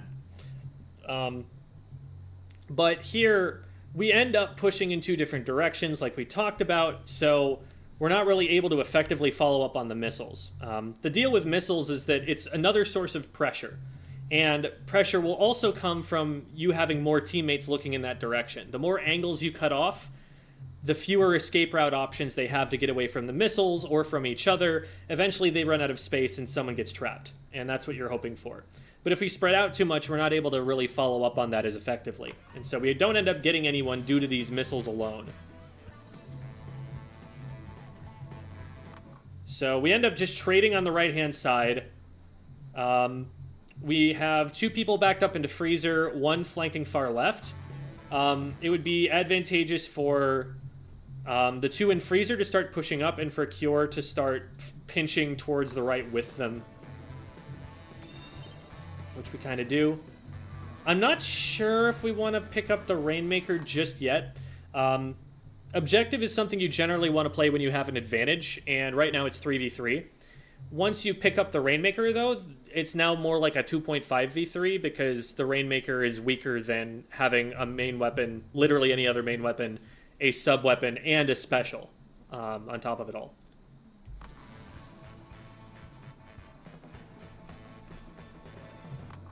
So we do manage to skirmish using the Rainmaker, and good job on... Is it Jamer? Is that how that's pronounced?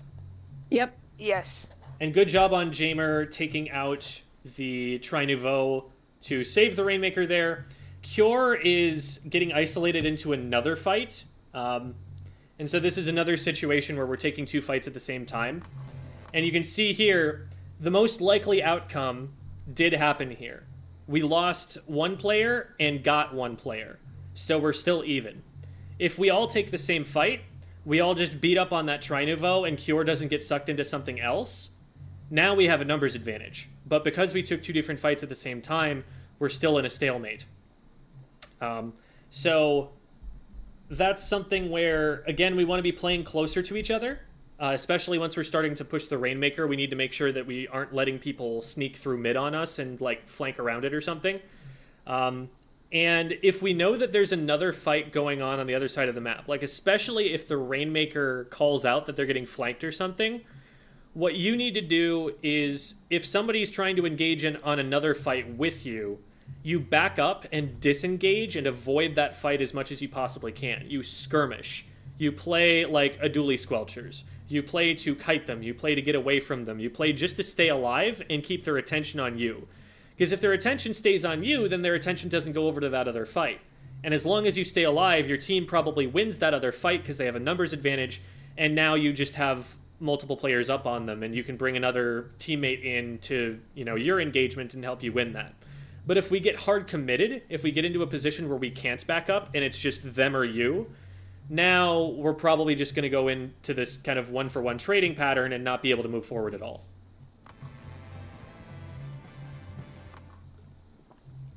This is not a position where I would start trying to push the Rainmaker any further forward. We've already lost a player over there.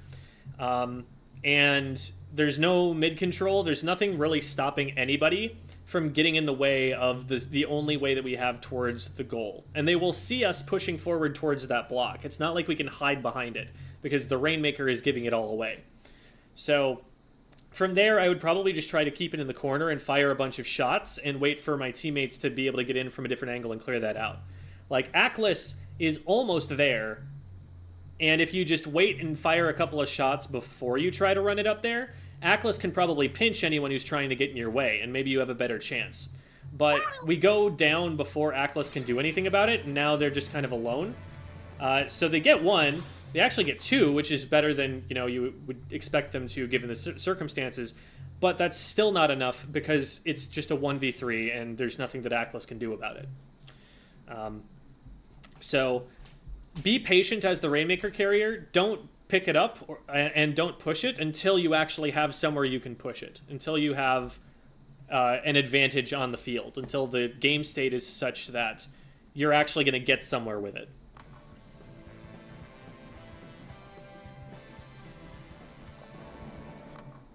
Alright.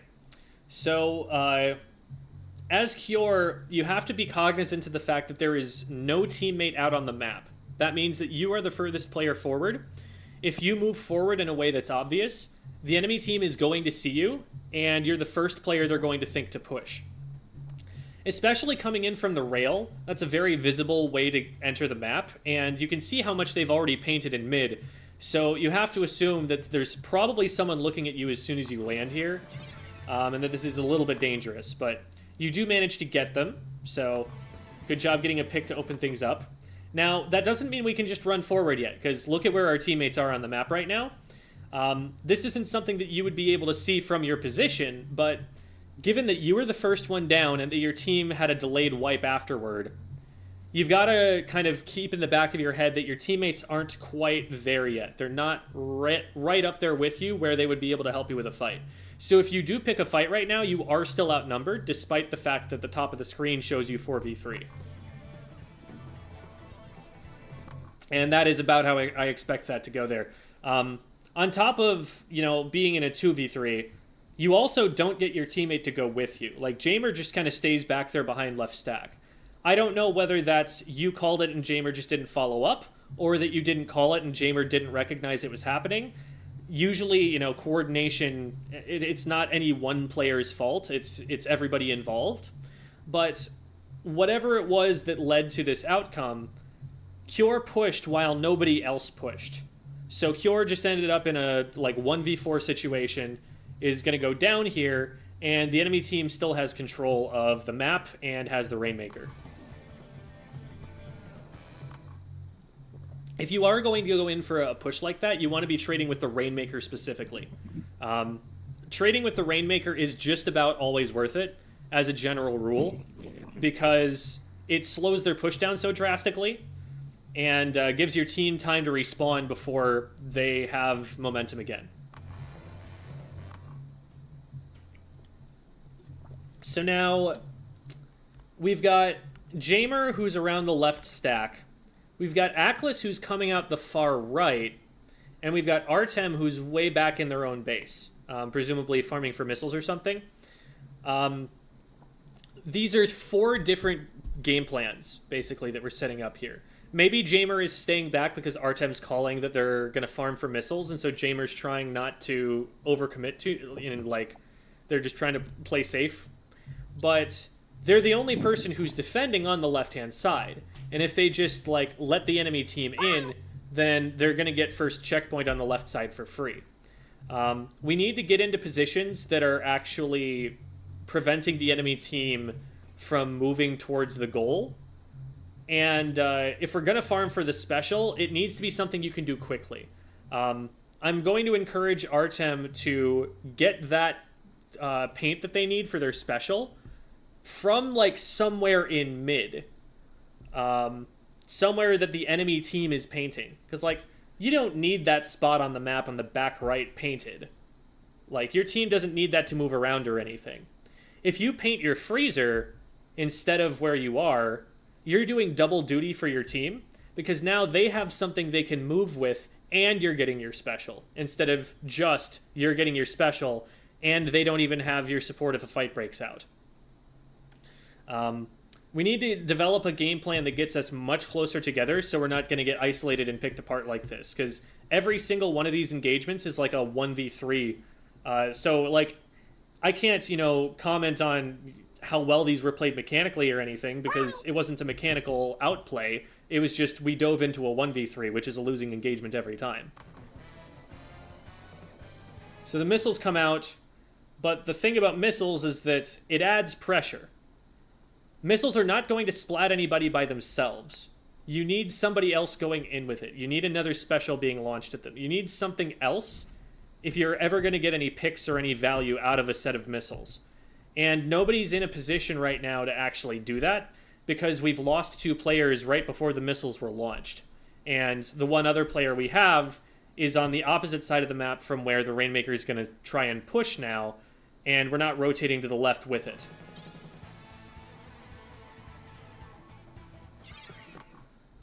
If Aklis rotates to the left in response to the Rainmaker, is just kind of moving up and down a little bit to match where the Rainmaker's going, then maybe you can rotate into position to stop the checkpoint before it happens. But we just stay on the right side even while they're already committing pretty hard to going far left, and so we end up losing out on that there.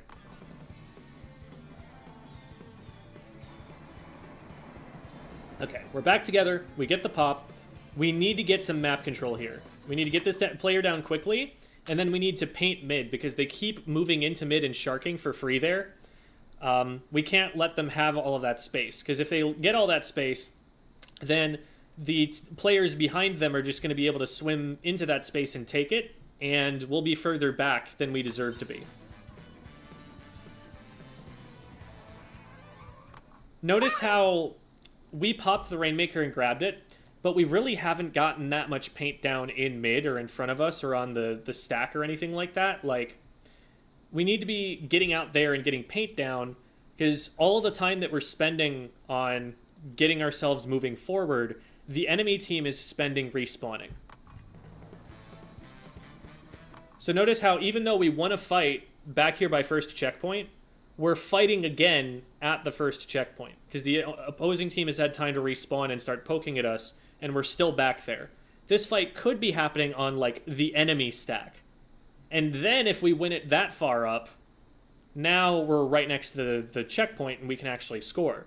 If we win this fight, we still don't have a guaranteed checkpoint. So we want to be getting the pace of play moving faster. We want to be taking control of space while we have advantages, so that we actually get anything out of those advantages instead of letting the enemy team get back for free. The extra paint on the ground will also spot out sharks like the S-Blast, who ends up sneaking in and getting the Rainmaker here.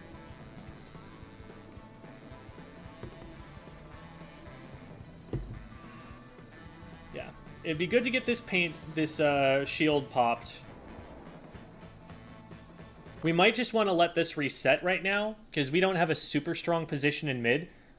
We haven't been getting out and painting it at all, and so we don't know where anybody is. We're liable to get sharked. If we pick the Rainmaker up, we're not in a great spot for being able to push it forward until we get a couple of picks. So probably just make sure we're really locking down left stack, and use that as a base to move back out into mid a little bit. Atlas is getting isolated over here on the right, and I would say probably, like, on one hand, you want teammates to be there to be able to help you. On the other hand, from that position, it's very hard for them to get there, because they're going to be approaching that fight from low ground, and there's so much paint in mid that we still are not contesting that we are liable to get cut off if we try to go for it. So I think, given the situation here, what Atlas needs to do instead of chasing that fight is just paint their way out of freezer to get some space in mid, and make it safe for us to push up on our left stack. Okay, so the missiles come out. And again, like, we want the missiles to be coming out and for people to be running in with them. Like, that's the time when the missiles are going out for Cure to really be pushing up and doing aggressive Splatana Wiper things. That's the time for Atlas to be taking a fight, when the missiles are out, because that's when you have an advantage. Here, the missiles are going to go out, they're going to back up slightly, and then nothing's going to happen and they're going to come right back. In fact, we're getting flanked now.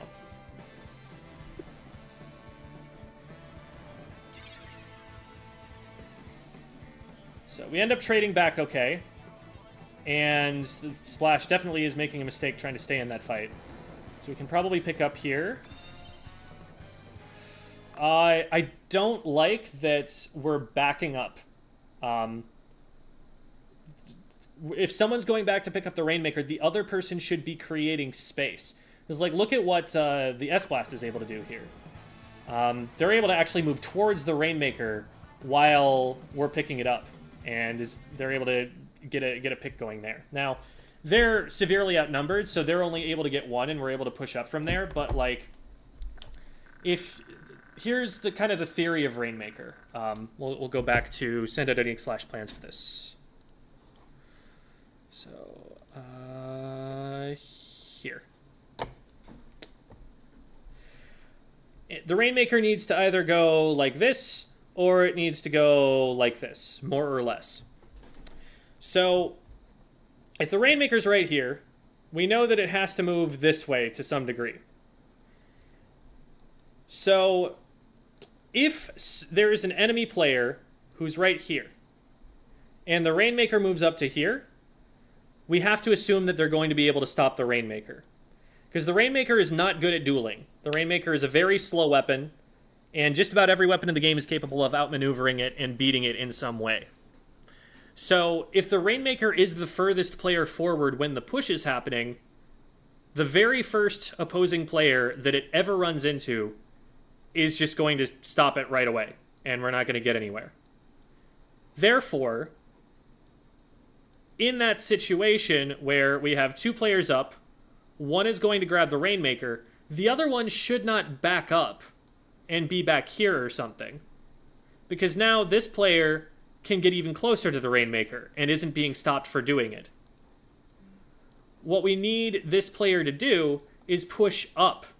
Create a zone where this player cannot safely exist so that they have to back up and the Rainmaker can actually move forward.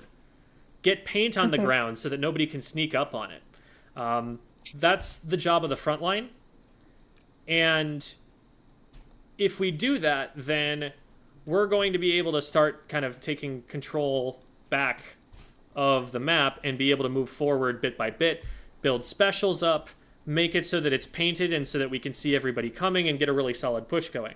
But we haven't been able to get any momentum going because we're never actually challenging the enemy's paint control when we have an advantage. We're getting players down, like we're splatting multiple people on the enemy team, but then the enemy team will have like all of this kind of stuff right here painted. They'll have really good map control here. And instead of being like, okay, we have like a 4v2 or a 3v2, we can start, removing some of this from the map and start taking that control back. We're kind of just sitting where we're at and letting the enemy team just like swim back through this. And so we're having to fight many more fights in a row, and we're not getting as much out of the fights that we do win as they are for the fights that they win. So, as the frontliners, and you have many frontliners, and you're capable of playing very aggressively with this comp, when you have the advantage, you should be taking away enemy paint control. Do it in groups so that if someone's sharking, you can just trade it back immediately and you don't lose anything. When you have the advantage, another thing to be thinking about, when you have the advantage, it's worth it to take trades. Because trades make it so that whatever state the game is in, whatever advantage state we're in right now, is going to continue for longer. Well, if you're in a 4v2, you like that, because that gives you the ability to push the Rainmaker more.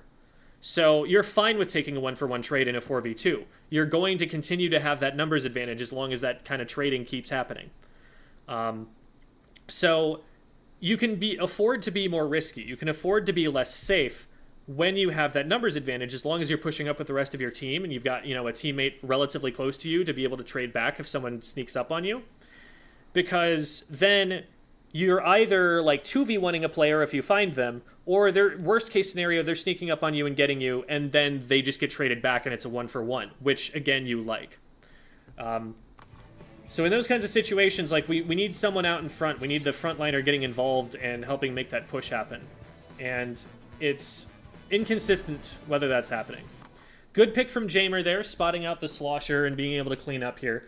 We just kind of got outnumbered as we were pushing because we were separating ourselves from each other as we went for the push.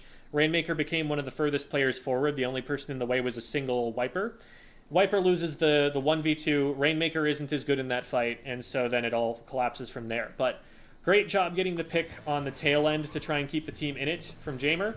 We do need to be very careful about pushing into this, and I would not pick up the Rainmaker here. This should get stopped, yes. You need to break the checkpoint to be able to get lead, and you're not going to get lead just for breaking checkpoint. Plus, we've already seen that there is a Tri-Slosher up on the stack. They should be able to just rain down on you and cut this off. The fact that you get as close as you do is actually surprising to me. I thought you should have been stopped before you ever even touched the Rainmaker pedestal. So I think that's not great awareness on the enemy team's part, because the Tri-Slosher really should have been able to handle that, especially since you would have been called out by the Slosher player who you took out in the first place. Get the Slosher and then just kind of back up. Like, you got your value out of that engagement. You don't have to push it further. You have no support or anything. Just let that be, an improvement to the state of the game, and keep yourself alive so that your team can get in. Try and play anchor a little bit for them.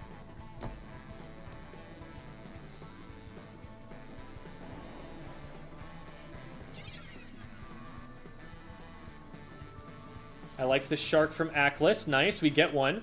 So now that we've got this advantage, we want to push in together. We want someone to be going up the middle and someone to be going up the right stack, and for us to pick a target and have two people shooting at them at the same time. What we don't want to do is run somebody over to the far left or something where they're out of play. Like, Aklis should be supported here in this engagement. They do end up getting someone, but then again, same thing that we talked about earlier. We won one fight on the right-hand side of the map, we lost a fight on the left side of the map, and so now the numbers are even though we could have had an advantage by just piling everyone onto the same fight.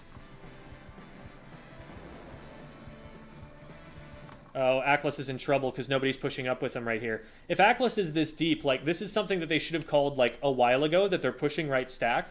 And they should get somebody else who's just kind of, like, hanging back here, like Cure or Jamer, like, pushing up to be able to support this. Because we have the numbers advantage, but Aklis is probably going to get shot in the back here and lose. Yep. So Jamer eventually gets involved there, and part of that is because Aklis is able to take out one of the players in front of them. So they get into a 1v2, basically, and they get a trade out of it, which is, you know, a mechanical outplay, basically. But if we get multiple players in there, we probably win all of those fights cleanly, and then we can stop the Tri-Nouveau from getting Aklis for free. Alright, it was definitely a mistake for them to pick that up there. They were the furthest player forward, they had no ink in front of them. It was too easy to pick them off. So now we're in a really good position where we have this kind of 3v2 and another player's on the way before theirs will be. We do have to watch out for their crab tank, and it might end up being a wise decision if they pop the crab tank here on the right to actually shift it over to the left and score from there instead. One of the nice things about the left checkpoint on this map is that it's further away from the enemy spawn. The enemy players, if you go to the right, they're going to be able to shoot at you in like 2 seconds after they land. Whereas if you go to the left, they have to go the entire width of the map before they're going to be able to see you. And once they get there, unless they take the long way, they're going to be fighting you from low ground. It's a little bit risky in that there was nobody out there in front of us to make that space safe for us. So there was nothing stopping the enemy team from shooting at us as we went for it. But we did end up being able to make the jump. And we're probably not going to get anything more than that, because notice how now they've respawned and they're already on top of the Rainmaker shield. That's why the right side is generally weaker on this map. If you have a fast break, or it's like already on that side, then right side isn't necessarily a bad thing. But you don't want it to be your default plan. You want the default plan to be left.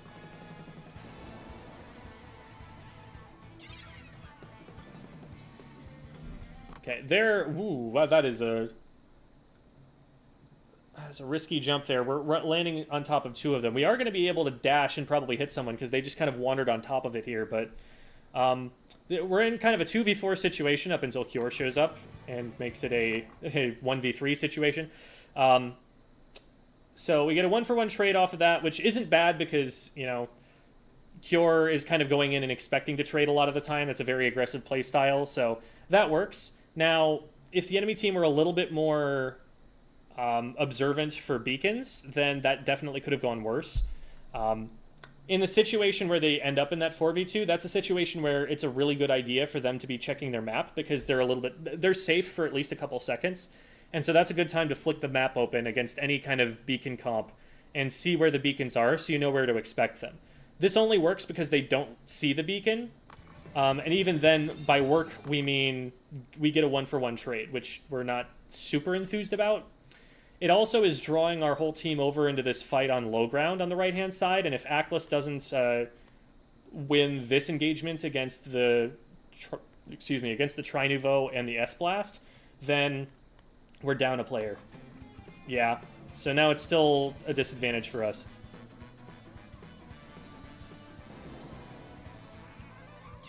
They're going to grab... Where are they going to go with this? It might have actually made sense for Artem to shark on the right-hand side and see if they could catch the Rainmaker alone.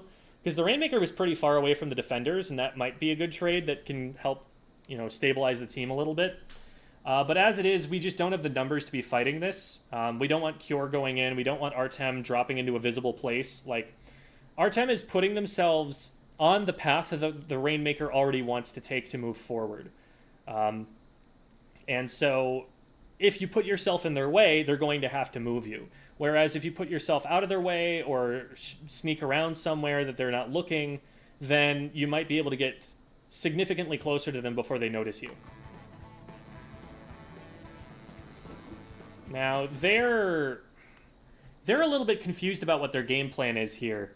Because the fight is still going on the right, but the Rainmaker's backing up, if anything, further left, away from all of their teammates.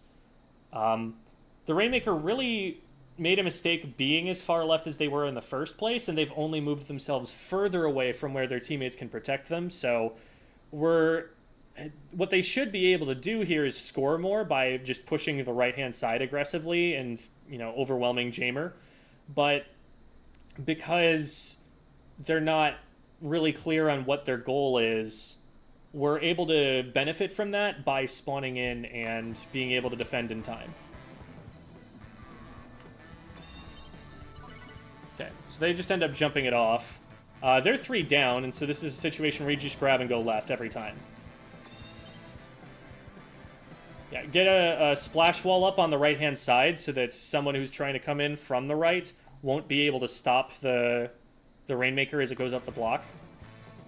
Ooh, and we need to get someone out there in front of the Rainmaker first. We talked about this earlier, how we need frontliners in front of the Rainmaker to keep it safe. You probably don't get lead here, because we put the Rainmaker over first and nobody followed up in front of it. Yeah, this is just going to get stopped. That was a situation where, like, if we just put all of our frontliners up, have maybe, like, one person guarding the Rainmaker, but then have the other 2 go over the side, we overwhelm everybody who's defending on the left, and the Rainmaker gets to push in pretty much for free. But we put the Rainmaker over first, they got stopped, nobody was there to defend them, and we end up losing the fight. So that should have been you guys getting a lead. I think it was pretty safe to say that that's what would have happened if we play it that way.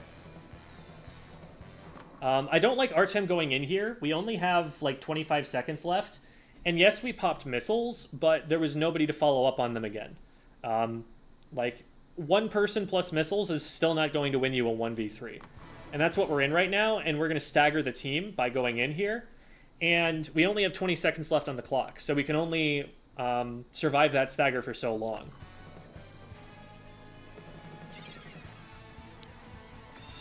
Okay, risky play there for Atlas to go in, but they get the trade that they need. Does that happen with 15 seconds? So the deal is, if there are 15 seconds left, and the winning team has the Rainmaker and loses it, then you'll get an automatic overtime. I want to see if that happens. I don't think it happened with 15 seconds left. I think you need to pop this and pick this up.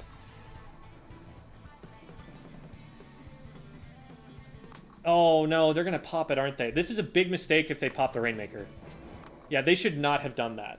That makes it substantially easier for you guys to get back into the game and create an overtime situation. What they should be doing is leaving the Rainmaker shield as purple as they possibly can, so that it's as difficult as possible for you guys to be able to pop it. And then, because then, the way that the Rainmaker starts normally, you have to paint it a certain amount, but if they paint it really, really close to it exploding for their color, you have to paint it about twice as much to be able to get it to explode, because they're not going to explode it for you. Exploding it for you would make it easier for you to go in and get.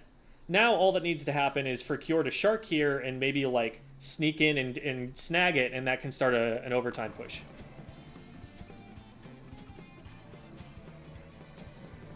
We need to pick it up though. It doesn't look like we're trying to pick it up. Oh, that's a mistake there. When the game is getting close and we're not winning, the absolute top priority needs to be triggering overtime. It's just, how do we get overtime to trigger? How do we get more time in the game to do what we need to do? And we end up not paying enough attention to that crucial win condition to be able to make it so that we get to keep playing the game. So that's another thing to be thinking about. Like, on every single mode, if you're behind and the game is about to end, top priority is how do we get an overtime to happen? That's the most important thing. I think Cure tried to grab the rain at the last second, but it just barely didn't work. So it was just like I don't know. Yeah, the thing is, like, Cure had an opportunity to be in position, My lamp is flickering. I might need to mess with that in a second if it keeps doing that. But Cure was in a position where they could have had access to it, and then with 10 seconds left, they started moving down to where they didn't have easy access to it. Like, they were in position to run in and grab it, but then they moved too far away to be able to go and get it. They tried to, they got bloodthirsty with the hammer or something. One second. Let me go and fix this lamp flickering. Okay. It's driving me nuts. This is my time to shine. Everyone, Bloodthirsty please with play the hammer, Chicory and a totally Colorful Tale. Oh my god. Are you I putting in changed my song profile request? picture to propaganda for Chicory just for today specifically. Please play Okay, it. Hopefully that's it stops enough, now. that's enough. Okay. All right. I said nothing. I'm sure. So, number one thing to focus on is taking the same fight at the same time and making sure, in order to accomplish that, that it's communicated which fight is being taken so that everybody's on that fight and not on a second fight that they're taking. There were multiple times that we were able to point out taking multiple fights at the same time, and that always put us in a position where we were less capable of winning that fight. Second priority, get your frontliners up and pushing the enemy team back when you have advantages, especially when you're pushing the objective. You cannot just throw the Rainmaker into enemy ink. You have to put your frontliners in ahead of them to bodyguard them on the way forward. You got to control the zone that the opponents could use to shoot at the Rainmaker so that when the Rainmaker moves in there, they are definitely not going to get shot at. And that goes for kind of any objective mode that has to move. Like, your goal is to keep the enemy team out of an area where they can shoot at the objective. That's kind of a general rule for all of the game modes. So, first of all, take the same fight at the same time. Second of all, frontliners need to be pushing up and getting in between the enemy team and the objective. Secondary to that point is that when you have an advantage, you need to be taking space from the enemy team. You need to be painting the map to make sure that you can continue to move forward, because we're letting the enemy team get in without punishing them for being taken down in the first place by taking the space that they had gained. And then lastly, learn the ways to trigger overtime and make sure that every single game that you are currently losing, that you are bearing in mind what you need to do to trigger that overtime, and you're throwing yourselves at that, however desperate a play it ends up having to be able to create those overtime conditions. Do you guys have any questions for me? I have two, but the former may answer the latter. I guess what do I need to do to stop? I guess the easiest way to put it is, what do I need to do to stop thinking so much and just go? Thinking is very important in this game. But what you really need is for there to be a trigger that tells you that it's okay to just go. There needs to be some kind of sign, like the lamp is doing it again. I'm just going to unplug the lamp. Sorry, one sec. Chat, we know you were singing All Trying Star. to talk to me in Morse code or something. Okay. How does that change the lighting? Okay, it makes the green screen a little worse, but it doesn't actually make it look too bad.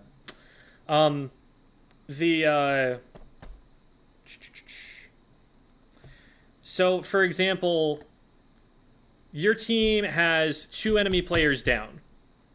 You figure out where your teammate is, and you figure out where you want to push the objective, and then you just call, come with me, we're pushing left, and you go. And that's when you hit the go button and go for it. Now, every single decision that you have to make in Splatoon, well, let me reword this. Splatoon moves very fast, and advantage states change very fast. So the fact that you have an advantage and should push now doesn't mean that you will have an advantage and should keep pushing 10 seconds from now. It's going to be a very different game by the time that comes around. So what you need to do is have these alarms, these triggers, like whatever it is that you see out on the map, whatever new information gets added, whatever's important needs to stop your current plan and make you reconsider it. So for example, it's 4v2 right now, so the game plan is go. But if you keep going after two of you go down and you don't have that advantage anymore, and now it's 4v2 in their favor, now that information, you need to recognize that somehow, and that needs to change your plan. That needs to take the track that your mind is currently on and derail it and get you thinking about something else instead. There needs to be that shock to the system that's going to get you to focus on what needs to change about your game plan in that moment. Okay, thank you. Mm-hmm. Okay, I have a question. How do we figure out like where to position ourselves without having to like take 2 hours for every map mode? Because we have tried this like last Sunday. We like Kiora opened Sendu maps and was like, okay, first forge zones. And that took 2 hours, and it was probably not that great of a positioning at that. So, like, how do we figure out positioning without it taking too long? So, I do recommend having a plan for neutral game, having a plan for offense, and having a plan for defense. You don't need to come up with all of those plans for every single map mode all at once, because that will take too long, yes. But, for example, if you're playing an Anarchy open rotation, you can talk to each other like, here's where I want to roll out, and here's, where we want to push on offense and how we want to push on offense. Here's how we want to push on defense. And have that maybe be a talk ahead of time, and then you practice it. And as you practice it, you remember it better, and maybe you can iterate on it. You can be like, okay, I'm trying to go this way, but it's actually not working super well for me. What if I tried doing this instead? And you can, work on it that way. So that's one thing. Like, I think that game planning is valuable. You obviously, want to make it efficient enough that it's not going to take 2 hours. You want to, be able to keep the conversation on topic, because it sounds like that's a situation where you're probably getting derailed in the conversation a few times, if it's taking that long to discuss that sort of thing. But another thing is that in solo queue, you can kind of establish these general rules for how you want to position around your teammates. So things like be in position to attack the same target at the same time. When you're at an advantage, move forward. When you're at a disadvantage, move back. When you're in neutral, make sure you're not the first player to go down, but take a pick if you think you can get one. Farm for special and call your specials to let everyone know what's about to happen, so that, if the missiles are just about to be ready, that instead of the missiles going out and nothing happening with them, everybody actually moves forward with the missiles and we get something done with them. So those are some good general rules there. Another thing with callouts that I didn't mention, but I do mention in the video that I showed you guys, is your callouts should not be every single enemy player location, because that just becomes too much information, and a lot of it is irrelevant to everybody on the map except for you. What you need to be calling out is where the fight is at. Where is the one fight that we are focusing on? And get everyone around that. And then trust your teammates that, okay, if the fight's there, I know where I should position for my weapon to have the most impact, but I'm going to trust them that they're not going to crowd me, they're not going to shot block me, that they're going to take a position that's good for their weapon as opposed to a position that's good for my weapon, and that we're going to play that fight as well as, we need to, without having to say anything more than where it is and that it's happening. Maybe when it's happening, if we're launching specials and then going after it.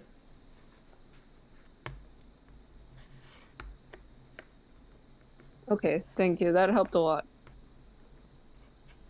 All right. Any other questions? No, I'm good. I don't think so. I'm good. All right. Well, thank you guys so much for coming on the show, and for being, totally well behaved and not at all messing around behind my back. Always appreciate that. Yeah, totally. Definitely. Yeah, of course. And wish you guys the best of luck in, getting deeper into that low ink run. Know that there are also a bunch of other tournaments for newer teams that are going to be great for getting practice, with teams that aren't just going to steamroll that you might actually be closer to and that you can kind of build from. Yeah, we've been talking about from the Ink Cup. Awesome. And always remember that if you are in a tournament and you play against a team where the matches are close and good and that you think you're getting good practice, DM them afterwards and be like, hey, hit us up for scrims. Start getting networking going, start getting a group of teams that you're friends with and play with them a lot. We actually we wanted to do that one time, but the team was just like fully Spanish speaking, so we couldn't. Yeah. So it was difficult. Okay. Our last set in low ink before Cure almost fell asleep was against a team that we felt really matched us, and we might have been able to win against with a little more effort. So yeah, I think Cure DM'd them for a scrim like a couple days after. Awesome. Good to hear that that's going on. All right. Best of luck, guys. All right, thank you. All right. Thank you. Bye. Thank you. Bye. Bye. All right. I have a quick couple of DMs here that I want to double check just to make sure that I'm not missing something here. Okay. There's that. Okay, good. So, a promise was made. I have not been contacted by our other VOD reviewees. And I said that as long as we didn't have anything else to VOD review, that we were going to instead VOD review the Wombo Combo. And so here we are.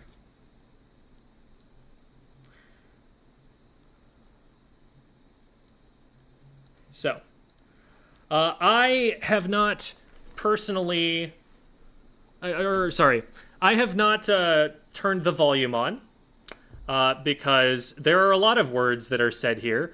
Most of them are pretty meaningless. They are exciting, and I do appreciate that about it. But it's probably not exactly on brand. So we're going to leave that off for now.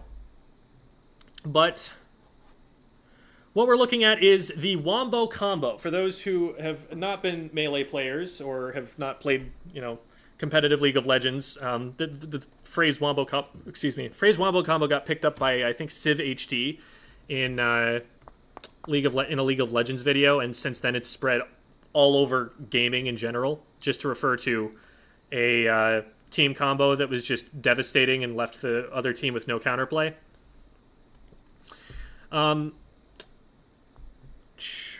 For those who don't know, this is a combo that took place, I think, in like 2007 or something like that. It was a while back. This was at a time where it was kind of considered Melee's dark age because Brawl had come out recently, and so not a lot of people were actually playing Melee anymore. The competitive scene was still alive, though, because Brawl was a completely different game and didn't do really a lot of the things that people wanted out of the competitive game. And so there was still a really, strong underground presence for competitive Melee. And this particular channel run by Homemade Waffles was one of the only places that we were still getting tournament footage and stuff from. And even though the commentary was kind of, amateurish at the time, it made you feel like you were in the room, and it was really exciting. So this is an important moment in Smash history, because the virality of this clip is something that brought a lot more attention back to Melee after it had left and gone to Brawl. And since then, the game only really picked up. We had a big tournament in Revival of Melee that brought back a lot of the old names and made people realize that, they were still excited about Melee. And then Genesis happened, which had one of the most hyped grand finals of all time. And since then, the game was only really on a steady incline until it got into EVO and exploded. So this clip is very much one of the reasons that Super Smash Bros. Melee is still played competitively to this day. One of the reasons. I won't, attribute everything to it, but so I'm trying to remember exactly everyone who's involved here. So this is Zoo, the victim of the combo. This is Tang, who is a Fox player. All of these players are from California. And this is Silent Spectre, who is one of the old greats of Captain Falcon.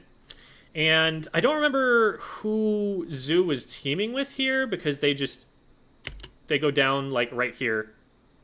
I think it's, like, that up smash, yeah. So, really smart play there, where Tang and Silent Spectre managed to isolate the two teammates from each other. So Tang gets a grab here, and in doubles, when you grab someone, there is friendly fire, but if you space your moves well enough, you can just hit this player and not get hit by your teammate. So, like, in singles, you'd just grab them as quickly as you could to be able to get damage follow-up on this. But in doubles, if you hold them and your teammate is able to hit them as a result of them just being held here, you often get a stronger attack, because this player can just do a kill move. There's no kill move that you're going to get out of a grab, at least with Fox. Some characters have throws that will KO, but not Fox. So better to just hold them and hope that maybe the Captain Falcon can follow up on the grab at some point in time. But at first, Silent Spectre has to deal with the Fox. Fox gets caught dropping down onto the up smash, and now they're out of there. Now, at this point in time, what would normally happen if you've got a player getting KO'd is the other player would try to stay safe and, maybe ledge stall or something, and wait until their teammate could stock share, could take one of their stocks from them and get back in, and now you have two players again. Even though, one of them only has one stock, 128%, better to have the two players in the game than to only have one player in the game so that they can get team comboed. But because Tang holds the player long enough, Silent Spectre is able to also land a knee on the grab release. They probably could have mashed out a little bit faster if they'd been a little bit more careful about it, but they're able to just get a knee on the player, and so now Zoo loses the stock actually before their teammate does. In this situation, there is no stock sharing that's possible because they each only have one. And then this player, the fact that they went off the top with the Meteor KO is a big problem for them. So now this is pretty unwinnable most of the time.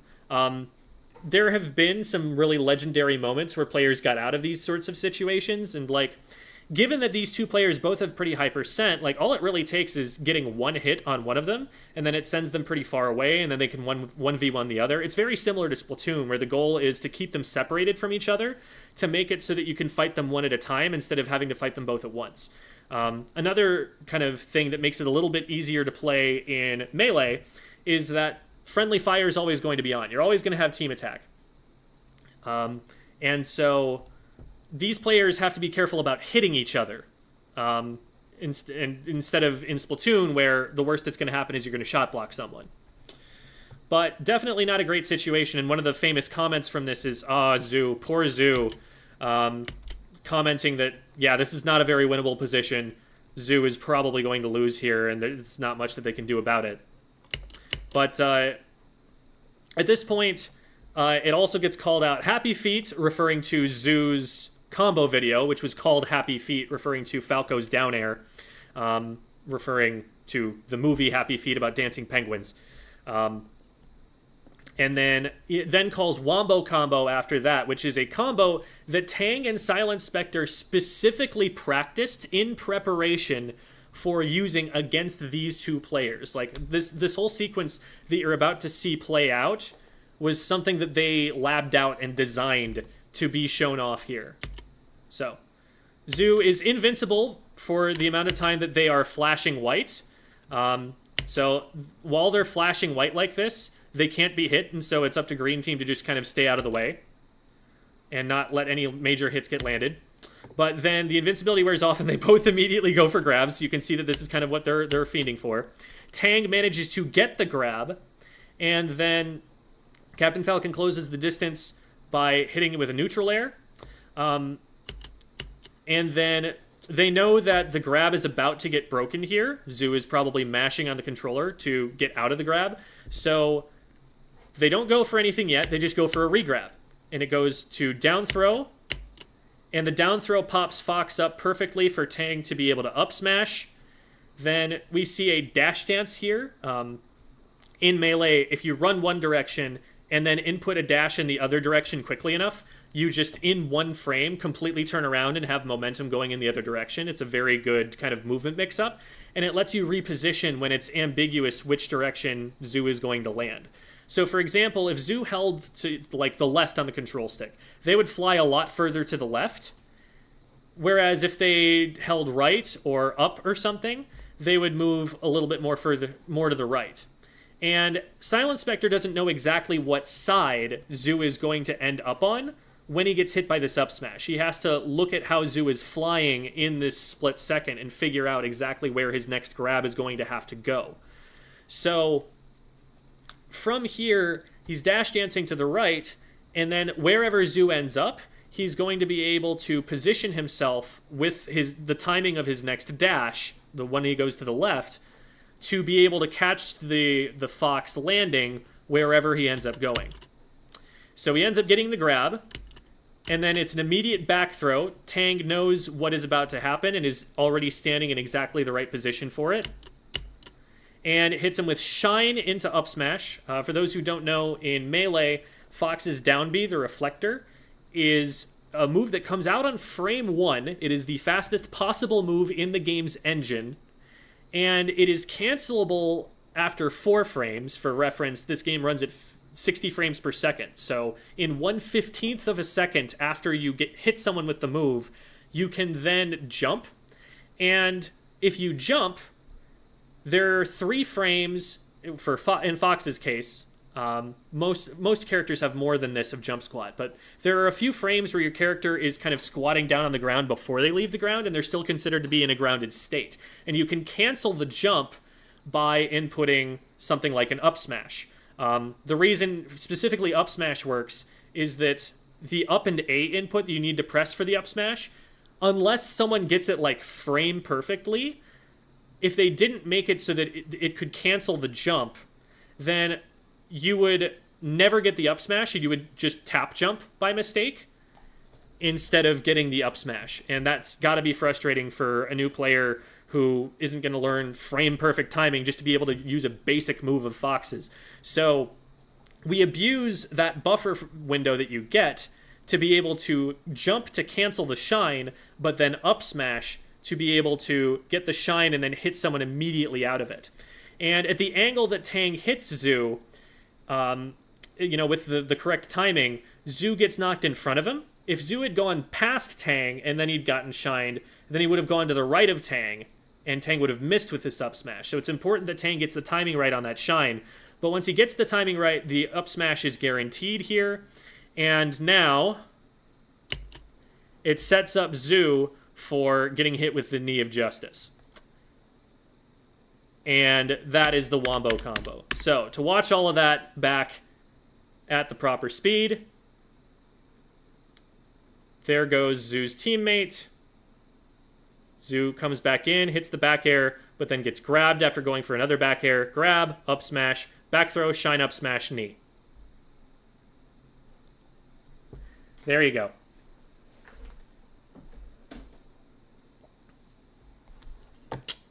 That's the Wombo combo, everybody.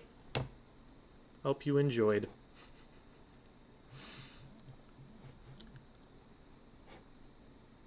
Click out of that there. All right.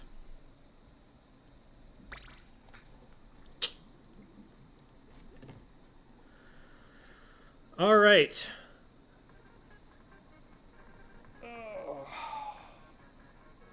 Yeah, and there's a lot of yelling. That's also an important part of the Wombo combo. Is it just me, or are Melee's physics a bit weird? Just a bit. I don't know.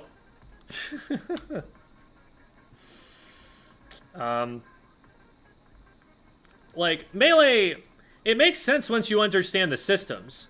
But, like, if you go into a Super Smash Bros. Game expecting it to follow real-world interactions, I mean, I don't know what to tell you. Like, That's not going to happen. Gem, I just got 30 Pikmin killed on day 3. Help. Wait, which version are you playing, Jamie? Is the new one out already? Did that come out today? I don't remember. But, yeah, like, Melee is really, really in-depth.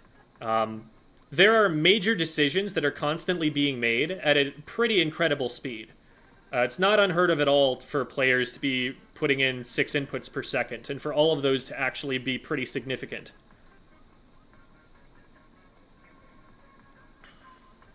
Shadow dropped yesterday? Okay, cool. Oh, Pikmin 1 and 2 on the Switch. Neat. That's really cool.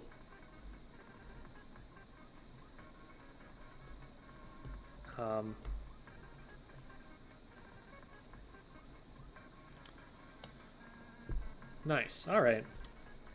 Well, I might have a team practice going on for... so there's an organization called The Stack, which is headed in part by Frosty, or IBPC, I think it is, who, if you'll remember from my older video, made the underused system, the kind of Smogon tier list sort of system for Splatoon scrims. And he's doing a draft league where yesterday I picked my teammates for this league, and we're going to be playing matches every 2 weeks in a round robin with the other teams, and eventually that's going to lead into like a grand finals sort of match or something like that. I haven't gotten details yet on what the name of the stream is. I will be announcing that when I get that information, but I do now know who all of my teammates are, and so now we're kind of off to the races trying to figure out our comps and stuff like that, and trying to get scrims and whatnot. So we might be doing something tonight. I want to make sure that I have the time to be able to do it, which means I also need to get a video up tonight. So we are going to finish the stream up here, and we're going to raid out to Rafa, who is currently also playing Splatoon. Thanks, everybody, for watching. If you want more Squid School content, check out the links that I just posted in chat. I have a YouTube channel, of course, Twitch, TikTok, Twitter. There's a Discord server, which is a pretty big one for the community at this point. And I also have a Metafy where you can get private lessons similar to the ones that you saw today, and a Patreon if you would like to support me and get the ability to choose what comps we play on Silly Comp Sundays, which will happen on Sunday, in case you hadn't guessed. Thanks, everybody, for watching. We're going to go and raid out, say school's out, and hello to Rafa.